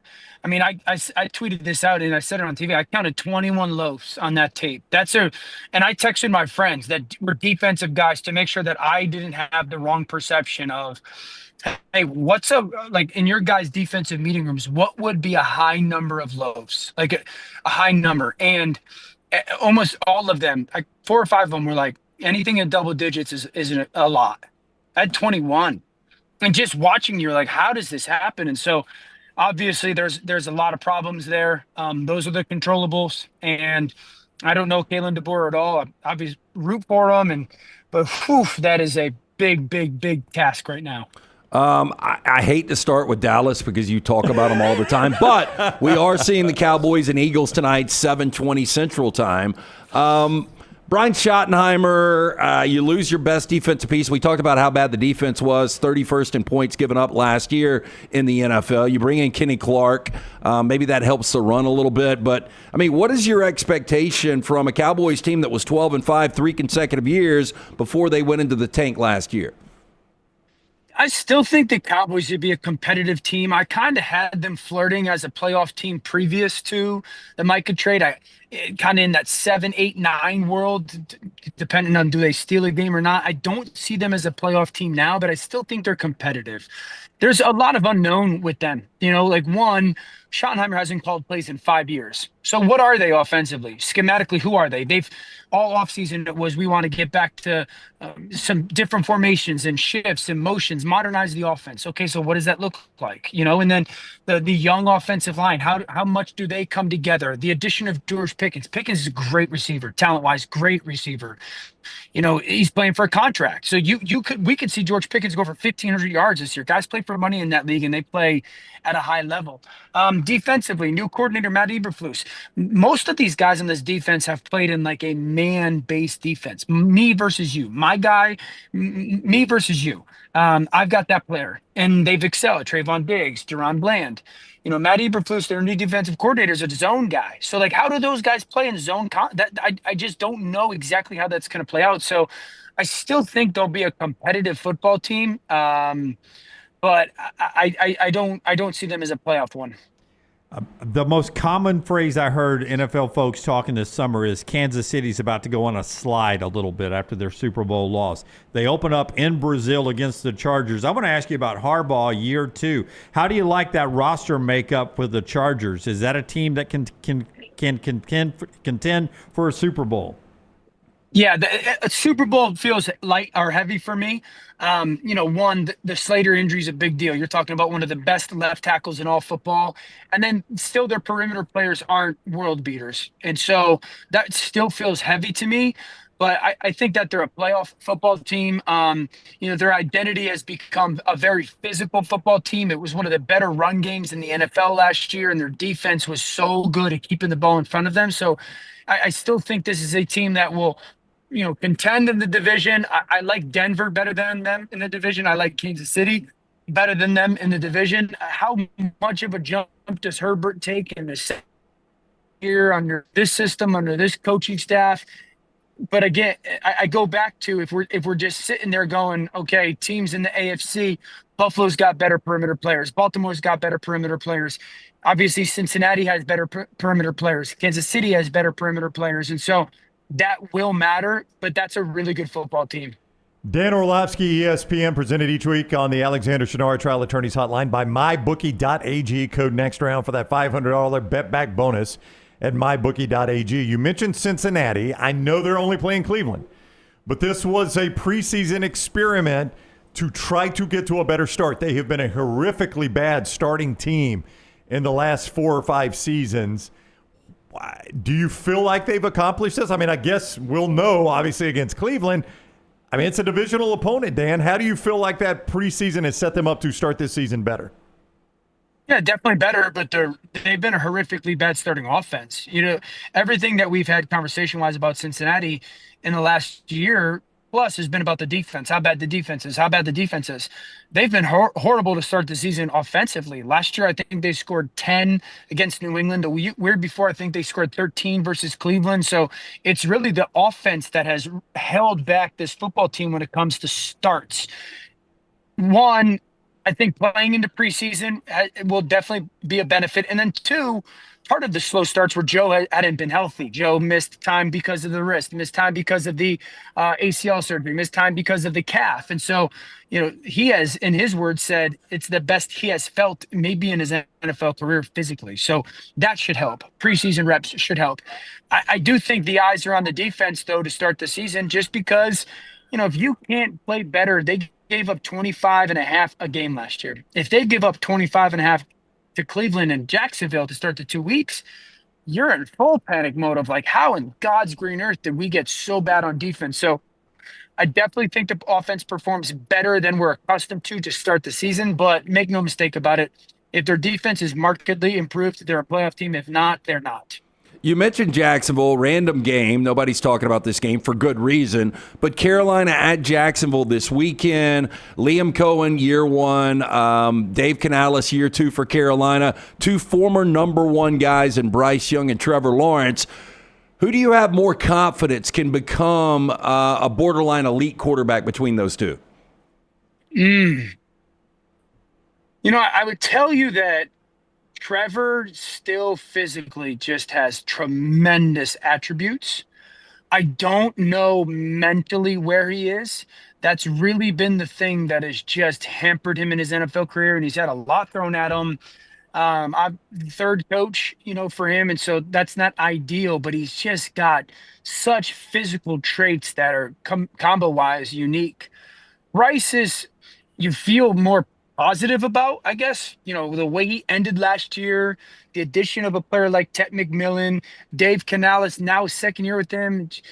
I'm more, I guess, rosy thoughts or, positive thoughts on Bryce. But, he doesn't have the physical, talent or traits that Trevor does. So it's a big year for both guys. It's probably a bigger year for Trevor just because he's deeper into his career. Listen, I know this is the first game of 272 tonight, so it's week 1 as well when we get to Atlanta this weekend, Buccaneers and Falcons. But that's a division game from the perceived 2 best teams in the division. Is it crazy to say that's important? That's a huge game in a division race in week 1 in pro football? No, I mean, those are all big, especially for teams that you think are real. The Lions, Packers. It's not going to determine your season, but it could have a tremendous impact on where you're playing late. Same Baltimore and Buffalo, and so the same with the Chargers and Chiefs. I would say this: Tampa Bay is a quiet Super Bowl contender. I really believe that. It's probably the best wide receiver group in the NFL, 1 through 4. Super Bowl contender. And I think the Atlanta Falcons are, again, kind of like I said about Dallas, there's a tremendous unknown. what happens if Michael Penix is ridiculous and all of a sudden you're like, wow, Atlanta's got a chance to win the division? What happens if those 2 pass rushers that they took in the first round in Atlanta are bona fide dudes? Then that defense is a lot better. So, yeah, I do think it's a meaningful game. I would tell you it's probably more meaningful for Atlanta just because there's a question mark to them. Everyone knows who Tampa is and fully expects them to, probably win the division and be a real contender. But I think Atlanta can throw a monkey wrench into all that. Right now at mybookie.ag, Baltimore is a 1-point favorite at Buffalo. Sell me on a team being good enough to be favored at Buffalo right now in week 1. So are you asking, is Baltimore betting, or is that the only team better? No. I'm just saying, I'm seeing a team. It's hard to believe somebody else would be favored on the road at Buffalo. Seeing a team favored on the road at Buffalo is shocking to me. Yes. Yeah, I agree. They said that this morning on the production call and to get up, and I was like, wait, really? Someone's favored on the road? I just also think it's a reality of, I said this morning, I don't think there's an organization or team under more pressure than Baltimore. It's just the vantage point of who they are. That's how good of a football team this is. They have a Super Bowl winning head coach. They have a quarterback who's won MVP. They have 5 first-round picks in their secondary, and they have the most talented roster 1 through 53 in the AFC. So while it's, yes, surprising on the road, you're like, wow, that's probably fair because that's how good of a team they are. Best quarterback in New York City right now, and who will be the best quarterback in New York City in November? Yeah, the best quarterback in New York City right now. That's a good question. I'd probably say Justin Fields. I do think that he's going to play in a different style than we saw in the preseason. Best guy in the future, I'll bank on Jackson Dart. A lot of people know what I felt about him coming out of college.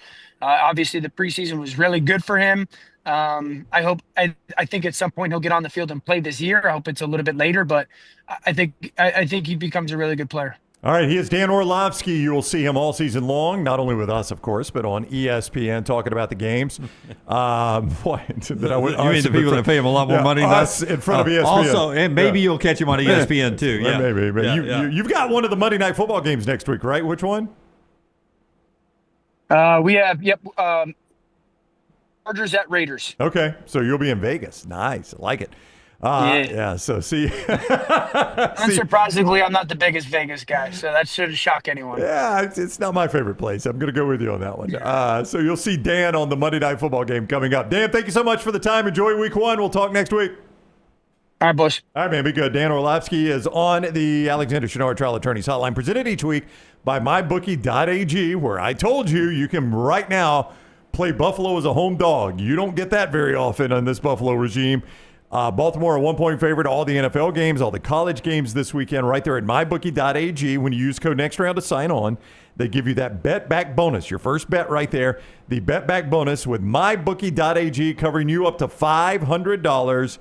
Bet anything, anytime, anywhere. mybookie.ag, code NEXTROUND. mybookie.ag, code NEXTROUND. The College Football Spotlight is presented by our guy Alexander Shinard Trial Attorneys. 24 years. The firm has grown to more than 150 lawyers, supported by more than 500 dedicated team members, recovering more than $2 billion, maintaining Alexander's core values of integrity, mastery, passion, and success. When you find yourself in need of a trial attorney, Alexander Shinara Trial Attorneys, you don't pay a dime unless they win your case. Shinara.com. Shinara.com. We're going to Norman, Oklahoma this week, boys. Every Thursday, we give you a restaurant, a bar, a hot spot where you want to go if you're in this college town. You've been to Norman. How did you like Norman? It was okay. I just drove in and out of it. I stayed in Oklahoma City. I stayed a couple of nights in Norman, and I stayed a night in Oklahoma City. I liked Oklahoma City a little bit better. Damn, but did you go to a best-of-3 series? I was only there for one game. Well, we did shows there on Friday, so we were there Thursday, Friday, and Saturday nights. Okay. I was there Friday and flew out. I flew in Friday and flew out Saturday after the game. This is how different the world is. Like, me and Scott Griffin are in this bar that is across the street. Memorial Stadium was getting renovated at that point. Right. And we look over from the table, and this little joint, it's kind of like, how I don't know. I'll call it a random Innisfree that serves lunch. Okay. So maybe like the Innisfree in Tuscaloosa. So we're sitting there doing a show, and a party of 4 walks in, sits right next to us. It's Bob Stoops the day before the game. Friday before game, just hitting up Innisfree. And that was, 2001? I don't think you can do that anymore, I would agree 100% with you. It's different now. Y'all should have gone to Hideaway Pizza. That's what we're going to feature today. Okay. Best pizza joint, they say, in Norman, Oklahoma. I've never had it myself. Tell me that doesn't look like a cool spot, though. I love packaging. The outside of Hideaway Pizza, what a cool sign right there. It's what kind of crust do we have at Hideaway? It's your normal crust. It's not flat crust. It's just a normal tossed crust, hand-tossed. Let me cover 3 pizzas for you here at Hideaway Pizza. We're going to start with the Capone. Scott is showing you the Capone. A lot of meat, I bet. Red sauce, mozzarella, Italian sausage, pepperoni, Genoa salami, smoked bacon, red onions. I tell them hold onions. Black olives, roasted garlic, and Parmesan herb shake. How good does the Capone? I would dive all into that. Would you not? Knew it was going to be meat loaded, though. You know when you got the Capone, it's going to be a lot of meat. Well, I mean, Capone should be double red sauce, right, for the blood. Oh, wow, Jim. He was thick, dark, too. I like that. All right, how about the Pollinator? You know what got Capone in the end? What was that? Tax evasion. Well, tax evasion, then syphilis. Yeah, syphilis. Yeah. Yes. But tax evasion got him in jail. That probably would be a health violation. Yeah, I was going to say. I'll take my syphilis on the side if you do not mind. I'm not an anchovy guy, but would much rather have anchovies on my pie. Syphilis? Yeah, I would agree.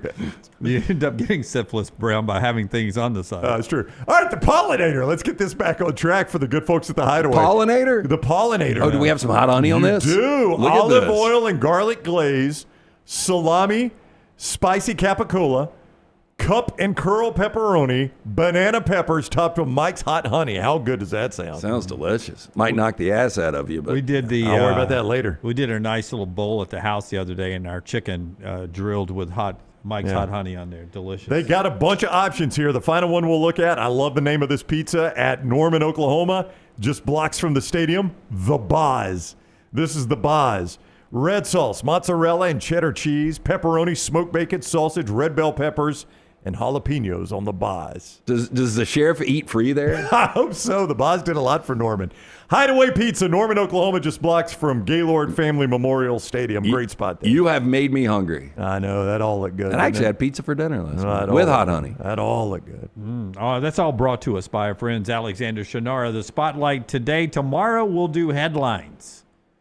Shannara.com. They never charge you a dime unless you win your case, unless they win your case. Shannara.com, Shannara.com. Listen, we made a big deal about last week's week 1 and how good the games were.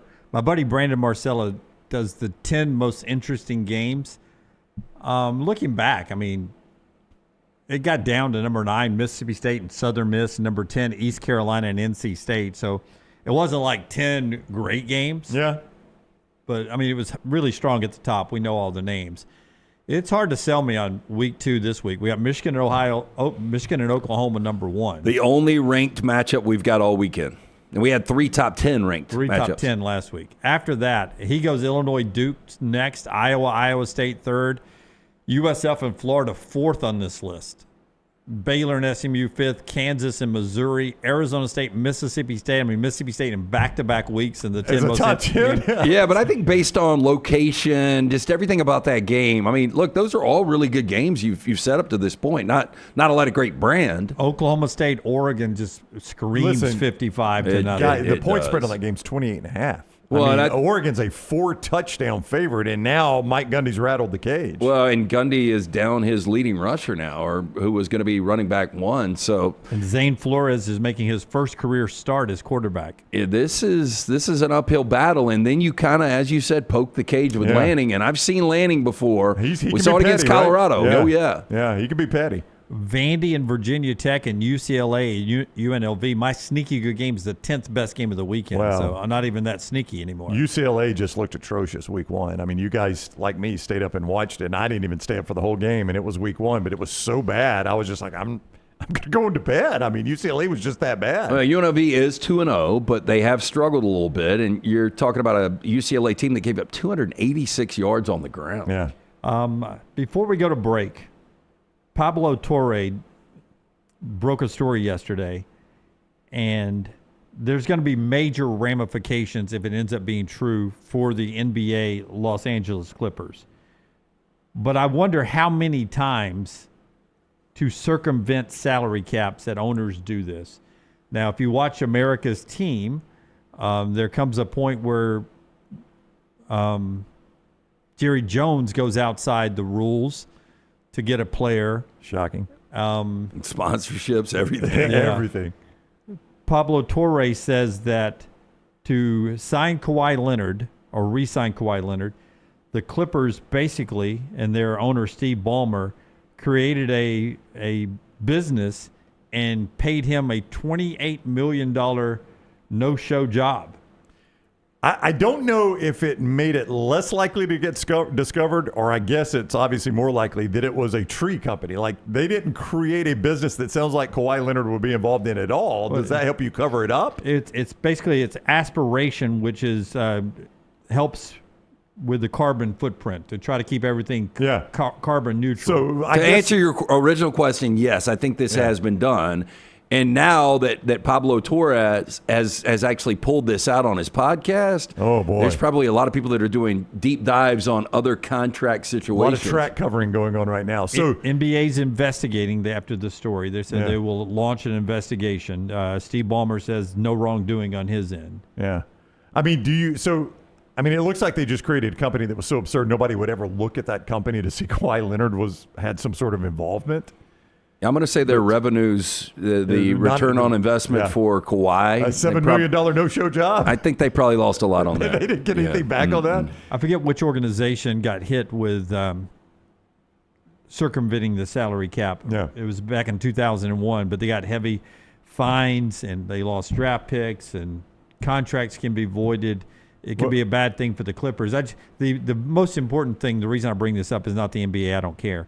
The NFL. And it was the T-Wolves in 2000. It was. Okay, the NFL is a salary cap league. And I wonder, because the college game is supposed to have the salary cap now, we know it's going to be circumvented. Yeah, but do you think the NFL circumvents their salary caps in ways? But if I'm Stephen Ross, owner of the Miami Dolphins, and I want to put Tua Tagovailoa on the board of directors of my Stephen Ross Family Foundation, and I'm going to pay him $8 million to do it, I mean, that is definitely circumventing the salary cap. But also, I guess you've got to have rules in place somehow. Like, as an owner, you cannot otherwise employ a player outside of his team contract, right?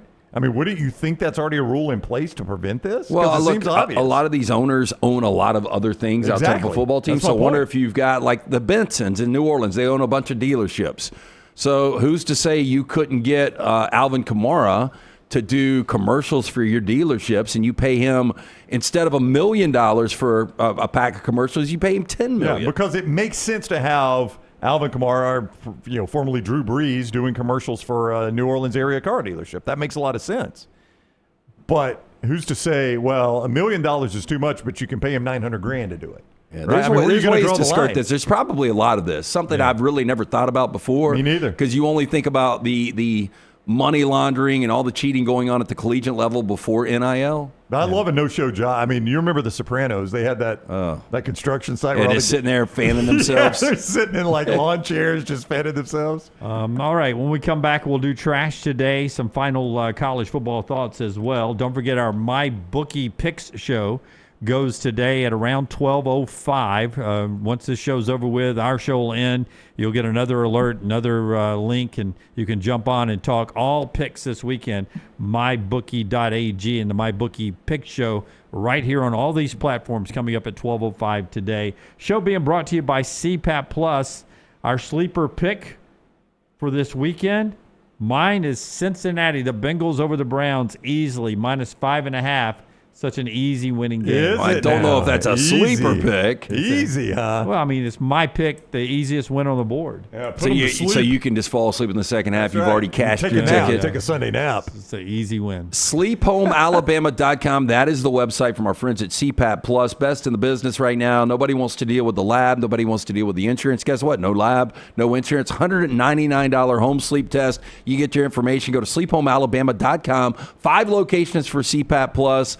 Woody, Joe O'Neill, great guys. Birmingham, Trustful, Pelham, Foley, Troy. But again, Alabama's best home sleep testing and CPAP. No lab, just easy-to-wear fingertip devices, clinically validated that connect to your smartphone, complete with a physician's interpretation of your results. Again, to check out the $199 home sleep test, to get that information, sleephomealabama.com.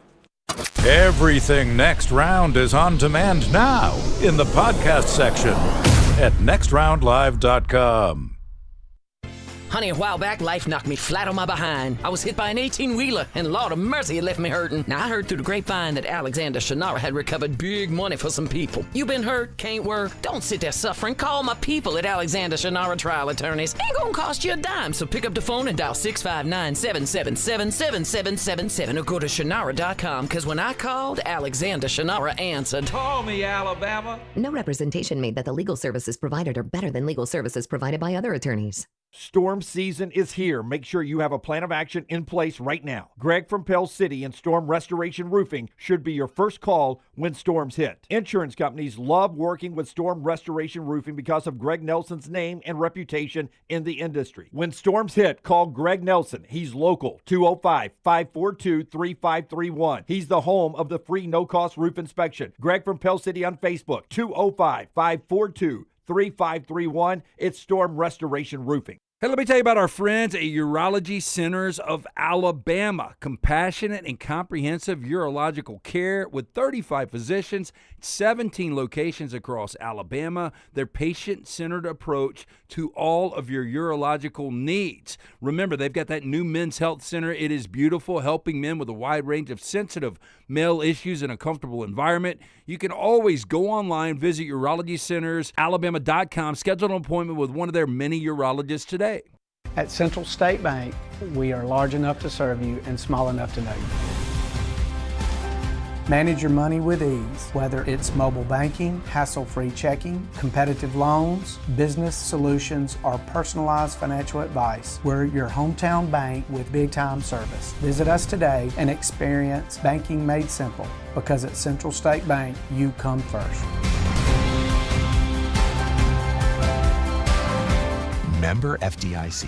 Stop by the New York Butcher Shop and pick up the finest in certified Angus prime beef steaks and burgers, premium pork chops, ribs, and all-natural chicken cut to order just for you. Their chef-prepared entrees and side dishes are the perfect dinner-to-go choice for your family and are ready to heat at home. With a great selection of fine wines and desserts, the New York Butcher Shop is your one-stop dinner shop. 2 locations to serve you, Cahaba Heights and on Highway 119 in Greystone. The New York Butcher Shop. Rare quality, well-done service.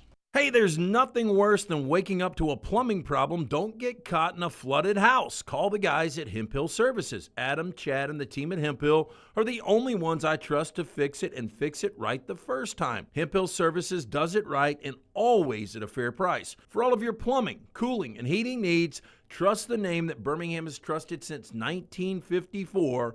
That is Hemphill Services. Call now, 205-229-2090. That's 205-229-2090. Follow Next Round Live on Twitter, Instagram, Facebook, and YouTube. The social media team at Next Round Live is dedicated to giving you daily news conferences and practice video from UAB, Alabama, Auburn, and around college football. Follow and compare to the sites you used to visit. You'll also get the latest highlights and news from the Next Round Daily Show. Turn on the notifications so you don't miss a thing. Follow Next Round Live on Twitter, Instagram, Facebook, and YouTube. See more at nextroundlive.com.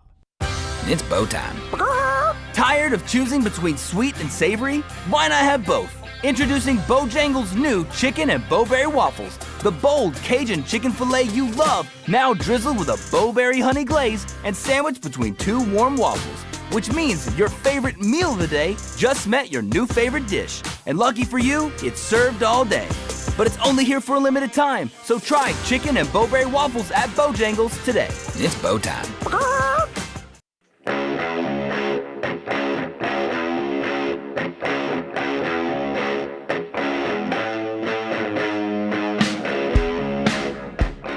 Let's power up the final segment of our live show today, brought to you by our friends at Alabama Power. Yeah, not only is Alabama Power keeping the lights on and trying to keep your rates down by great tools that they offer you for helping track and save money, But they are also very active in our community as well, a great member of the community. But they want to remind you severe weather could pop up when you least expect it. Alabama Power is always ready with the tech and know-how to get your power back on and fast. With tools to prevent outages and a team on call 24/7, they are there to help keep you safe and in the loop, but you can stay ahead too. Head to alabamapower.com/storm for storm safety tips, how to report an outage, and how to stay updated when storms are coming. That's alabamapower.com/storm. Remember, we started off the show talking about Jeremiah Beeman being another injury on the defensive line for Alabama. He's lost for the season, according to Kalen DeBoer. That means freshman Faga and Simmons and Edric Hill first, and then the freshman will be rolling in there to get some playing time. Tim Keenan not ready to return yet. Big winners from the first week. We talked a lot about the Alabama loss. Big winners. The American Conference. I thought South Florida and Tulane were big wins this week for the American. And then Memphis, we'll see what they are down the road. But for the American, I know when it comes to getting that group of 5 playoff spot, your conference can be too good to where you sort of deal out a couple of extra losses to league members because the league is so balanced. But South Florida and Tulane, they've got a little storyline right now that could get them to the G5 playoff spot. But obviously both have really difficult games. South Florida more so going on the road to the Swamp to take on Florida, where they're a 17.5-point dog. If they were to pull off that upset, then, they're propelled. And I think at that point, I don't know what South Florida would be ranked. But boy, they would be way up there. And then Tulane's got to go on the road. They're in Mobile to take on South Alabama. They're a 10.5-point favorite, so that's a game they should win. But South Florida their defense was so freaking impressive against Boise State last Thursday. Tulane, in terms of being the group of 5 representative, probably needs to pick off either Duke or Ole Miss. And they get to host Duke. I mean, Duke is coming to New Orleans. I guess best case scenario for them is, they'll be favored in that game. Oh, really? Tulane favored over Duke? Yeah. Well, they need Duke to beat Illinois and Duke to be as good as they can, and then Tulane get that win, and then that probably propels them into the lead, but they still got to play Memphis a little bit later on, and that's in November, and that might be for the group of 5 berth there. There may not be a bigger winner out there than Joey Aguilar in Tennessee this past weekend, because all of a sudden Tennessee fans not worried about quarterback anymore. Is that fool's gold? Where are you on Joey Aguilar after what you saw him do against Syracuse? Look, I thought he threw a nice ball. I thought he was really good against Syracuse, but I didn't have a high expectation for this Syracuse defense. So I do think Aguilar is going to put up numbers because it's a Josh Heupel offense. Again, I was more impressed with how they ran the football with 2 different guys. Star Thomas and Deshaun Bishop. I had to pull up the numbers, Lance, just to confirm this. They were both over Deshaun Bishop a hair short of 7.5 a carry. Star Thomas over 7.5 a carry. So you had 2 guys put up those kind of numbers and basically split carries right down the middle. Thomas with 12, Bishop with 11, and they both averaged right at 7.5 yards a carry. Yeah, and 495 total yards for Tennessee. I mean, it was an impressive performance. Again, Syracuse lost a lot from year 1 and Fran Brown to year 2. So I don't know how good Syracuse is going to be. To me, they're probably like a 5-6 win team. But still, in week 1, Aguilar was impressive. 174 yards for Thomas and Bishop combined. Braylon Staley, the redshirt freshman wide receiver, 73 yards. And a touchdown. He said Aguilar, quote, truly a blessing to have him in the locker room. Great leader. Well, look, he might be an upgrade over the last 2 quarterbacks you've had. We had Clay Travis on the show on Tuesday, a Tennessee fan, and he talked about Hendon Hooker. And when you go back to really explosive offenses, Hendon Hooker was the guy that led that. Then you had Joe Milton, and then you had Nico, and those weren't really good offenses. I will say this, though, good and bad with Tennessee. Only Alabama and Auburn gave up more yardage in week 1 in the SEC of SEC teams. Only Alabama and Auburn gave up more yards than Tennessee did. I was a A little bit alarmed by that defense, Lance. They weren't just a lockdown defense against Syracuse, a team that I think a lot of people thought was going to take a little bit of a step backwards offensively this year. We'll talk more about the games coming up this weekend, the My Bookie show right after this one.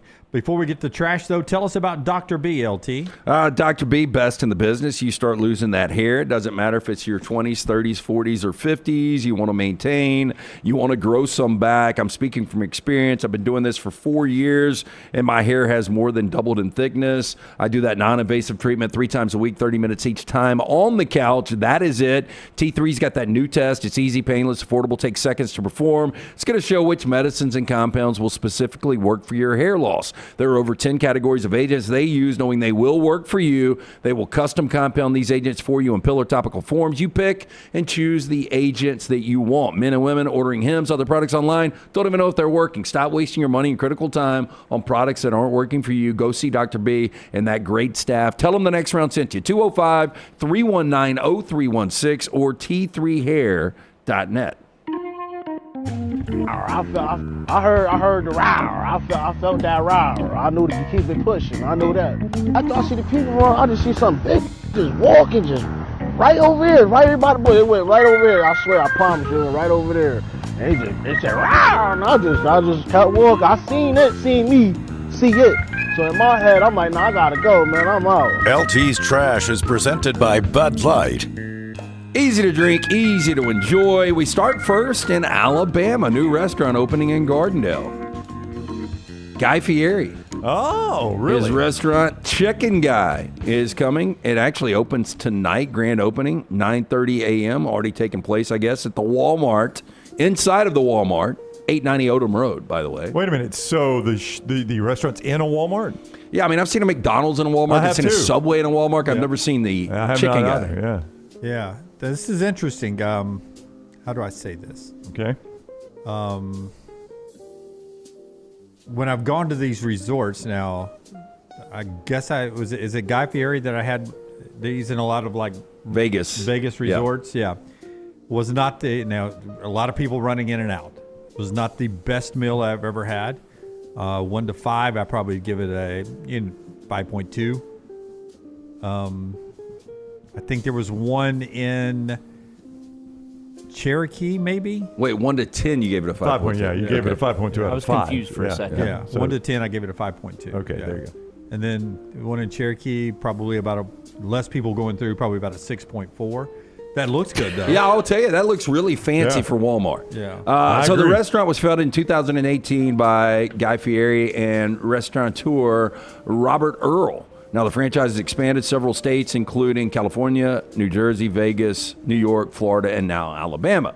Chicken Guy has an array of menu items held down by their staple chicken tender, signature sauces, and chicken sandwiches. Okay. A lot of the meat to bread right there looks a little too heavy meat for me. Well, it's just a so big thick. sandwich. Yeah, so thick. Does it have potato chips on top of it? I don't know. I can't really tell. There's a Yeah. lot of stuff on that. I would say that. That is like like a a homemade homemade chip. chip. That is Barbecue homemade chips. potato chips or Yeah, something. I don't like that. Yeah. And then you got like a bean, like black beans Yeah, and that corn. is black beans and corn, like black bean salsa. That could be like a veggie one. Messy ass sandwiches. Yeah, you can't eat those in the car, Jim. Yeah. Well, I guess you walk through. I don't want to give it. Walmart. I don't want to give it a plug. There's one on 282 that is I haven't been to it. I've heard mixed reviews. I love their fries. I mean, they basically Five Guys your fries up. They just throw a bunch of them. You only in need there. one order. That's it. That's the mistake a lot of people make. They I give me hear the large horror fry. stories about the price for chicken tenders there. You gotta pay attention. Yeah. The price of everything now. I went grocery shopping last Sunday morning, and they've got a good Korean barbecue chicken sandwich at that place you're talking That's what about. my Have you son had always that? gets, yeah. It's really good. Yeah, that's what my son and they're always nice enough that when it's like a limited time thing, but if it's not on the menu, they'll still make it for you. I've asked, and they will do that. It's good.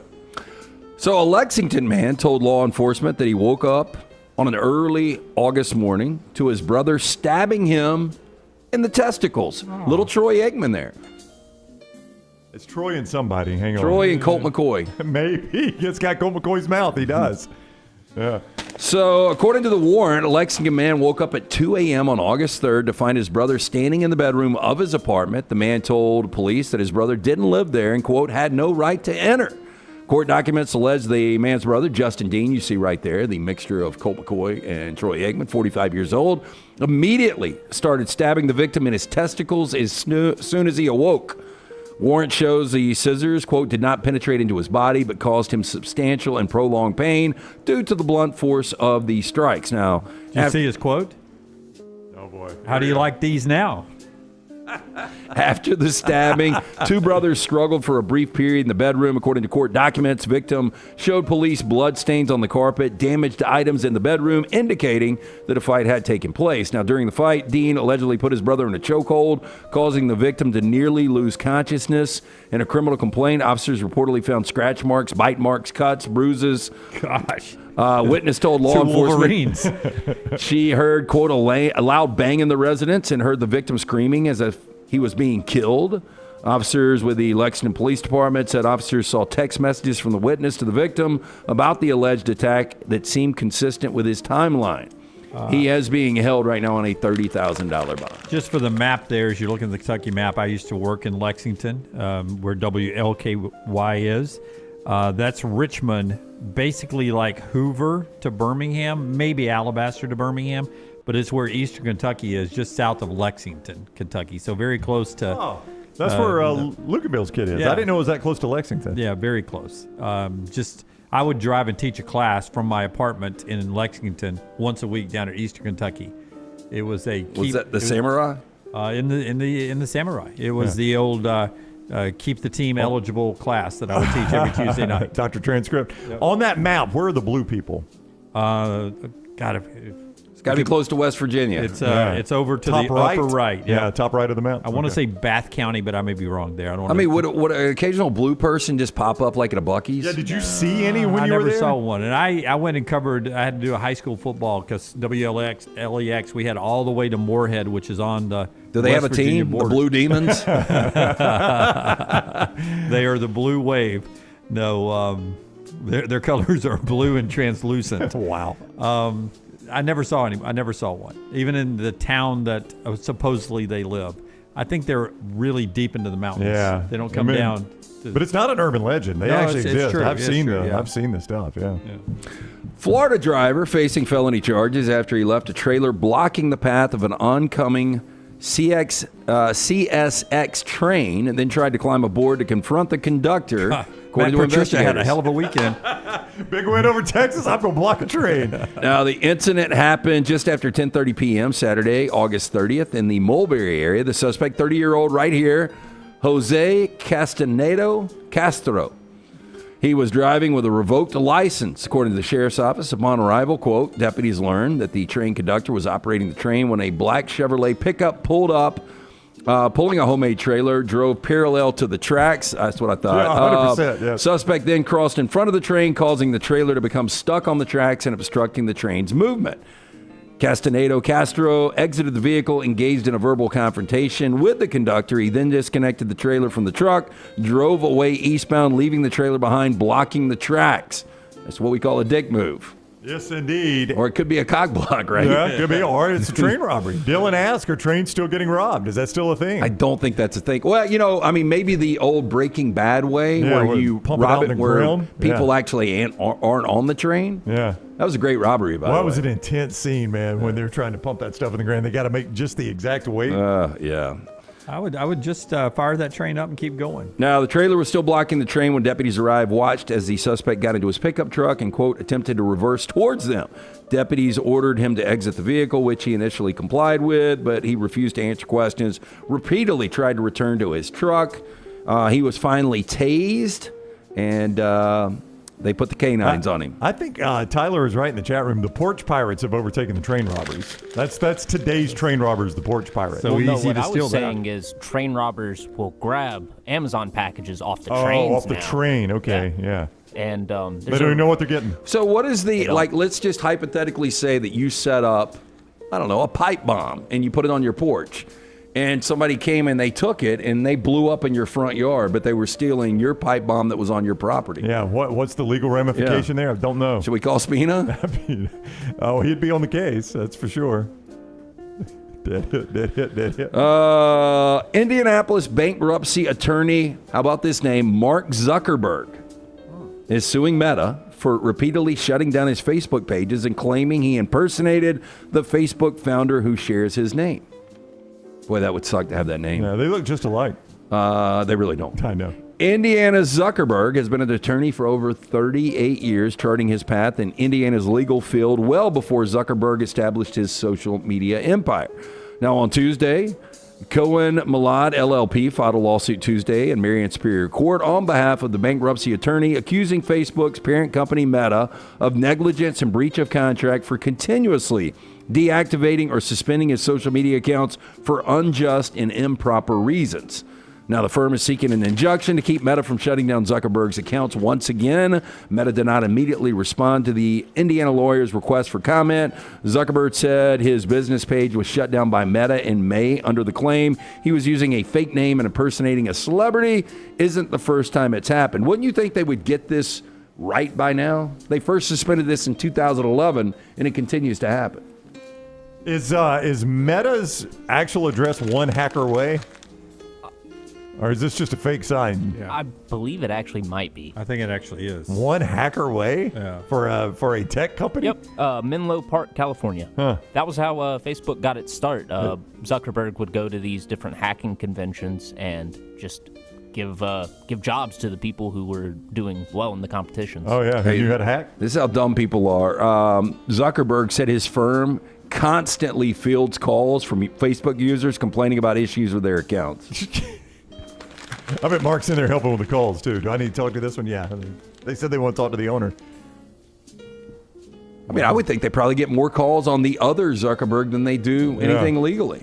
Any potential cases. That's all I got, by the way. That is Trash Today, brought to you by our friends at Bud Light. Easy to drink, easy to enjoy. As we get ready for the weekend, I saw Stream East got shut down. Huh? The largest illegal sports streaming platform out there, 80 unauthorized domains. It was a big story on all my newsletters today. It was a long federal investigation. I have a feeling that this is where a lot of people watched sporting events that they didn't pay for. Am I right about that, those in the chat room? I mean, so this is like if I don't pay for ESPN, I get ESPN games or pay-per-view, boxing matches and things like that. Out-of-market NFL games. Yeah. Fights. Doesn't a Fire Stick cover that? Well, not legally it does, unless you know anybody named Tommy. Yep. This domain has been seized. Oh, no. Is that their actual website right there? Yes, that is their actual website. I Googled Stream East seizure because I wanted to find, there's a picture of who is supposedly someone in charge of Stream East, handcuffed next to a table that has just stacks of cash on it. And that's the picture I was looking for. But wow. I got this instead. So have you used it, Tyler? I have not. I've only heard about it. And I can tell you maybe I have. I don't know. I haven't used one of these sites in a while. No, you were using that other one, that like Uzi TV or whatever. Oh, yeah. I forgot about Uzi. Well, Uzi was paying the ass. I mean, they were 80 unauthorized domains. I bet it was through these people. It probably was. The only thing I think I've ever watched pirated sports-wise was the end of that Oklahoma Army game. Y'all all remember that? Somebody was putting it up on YouTube or Facebook or something. Or what was it Vine where you could stream video? Not Vine. There was a way you could stream Periscope through Twitter, I think is where I watched it. But it was when Army took Oklahoma to overtime in Norman, and the game was only available on pay-per-view. Nobody could see it. So I remember one time your daughter was over at the house with Leighton, and they watched the movie It, and they watched it on one of these streaming services, and it was in Armenian.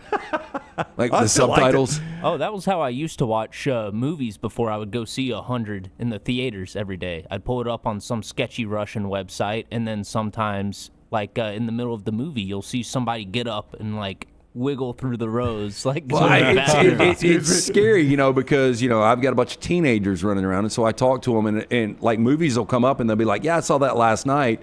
And I'm like, what theater? No, I saw it on my device. And I'm like, well, it just came out last week. So, like, how many of our kids are watching things on these pirated things that we don't even know anything about? And I don't even know if they realize there's a moral issue there.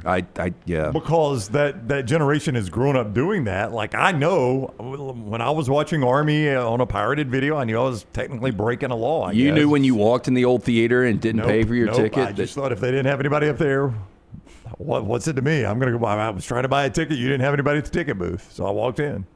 You buy them at the concessions. I now. didn't know that. I have tried to explain this a million times. I bought concessions there, not a ticket, but I did buy concessions. Likely story. Okay. Final thoughts brought to you by our friends at Champy's World Famous Fried Chicken, champyschicken.com, Highway 119 in Alabaster. Sterling and the crew there to help you with lunch today. It's an hour into lunchtime for America, and you can go to Sterling's Place, Champy's Chicken on 119, and get wonderful chicken that's brined overnight, cooked to order, hand-cut chicken fingers, Mississippi Delta recipe tamales, and so much more. Champy's Chicken. Go by there, get that tailgate package. Take it to Jordan Hare or Brian Denny this weekend and enjoy the best in Southern comfort food with Sterling and the folks at Champy's Chicken. All right, one interesting game to watch this weekend. Arkansas in a look-ahead game against Ole Miss next week. Arkansas State coming to town, and what Butch Jones silently behind the scenes is building up as Arkansas State's Super Bowl. Rayner's an experienced quarterback. T. Will's the defensive coordinator at Arkansas State. We know Arkansas occasionally has an issue scoring points. Big spread here. I think it's like 23.5 or something. Well, they didn't have an issue this past weekend. Now, it was Alabama A&M, but Taylon Green with 6 touchdown passes in that game, 300-plus passing yards.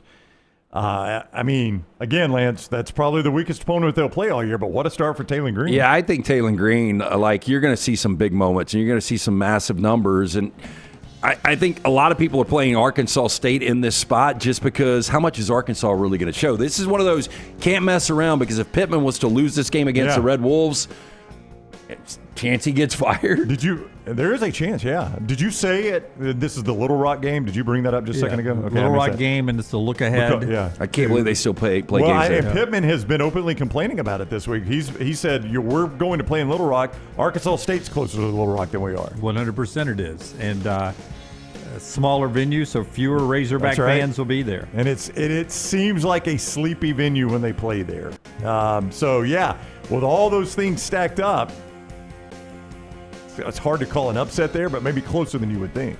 Yep. Phillies and Brewers afternoon baseball, 2 leaders if you're still paying attention to baseball. If you're paying attention to the NFL and college, we'll talk the best bets of the weekend coming up in our My Bookie Pick Show. That's in about 5 minutes. Set your alerts right here on wherever you're listening or hearing us, and you'll get that pop up right there on your device. Until next time, God bless you. God bless America.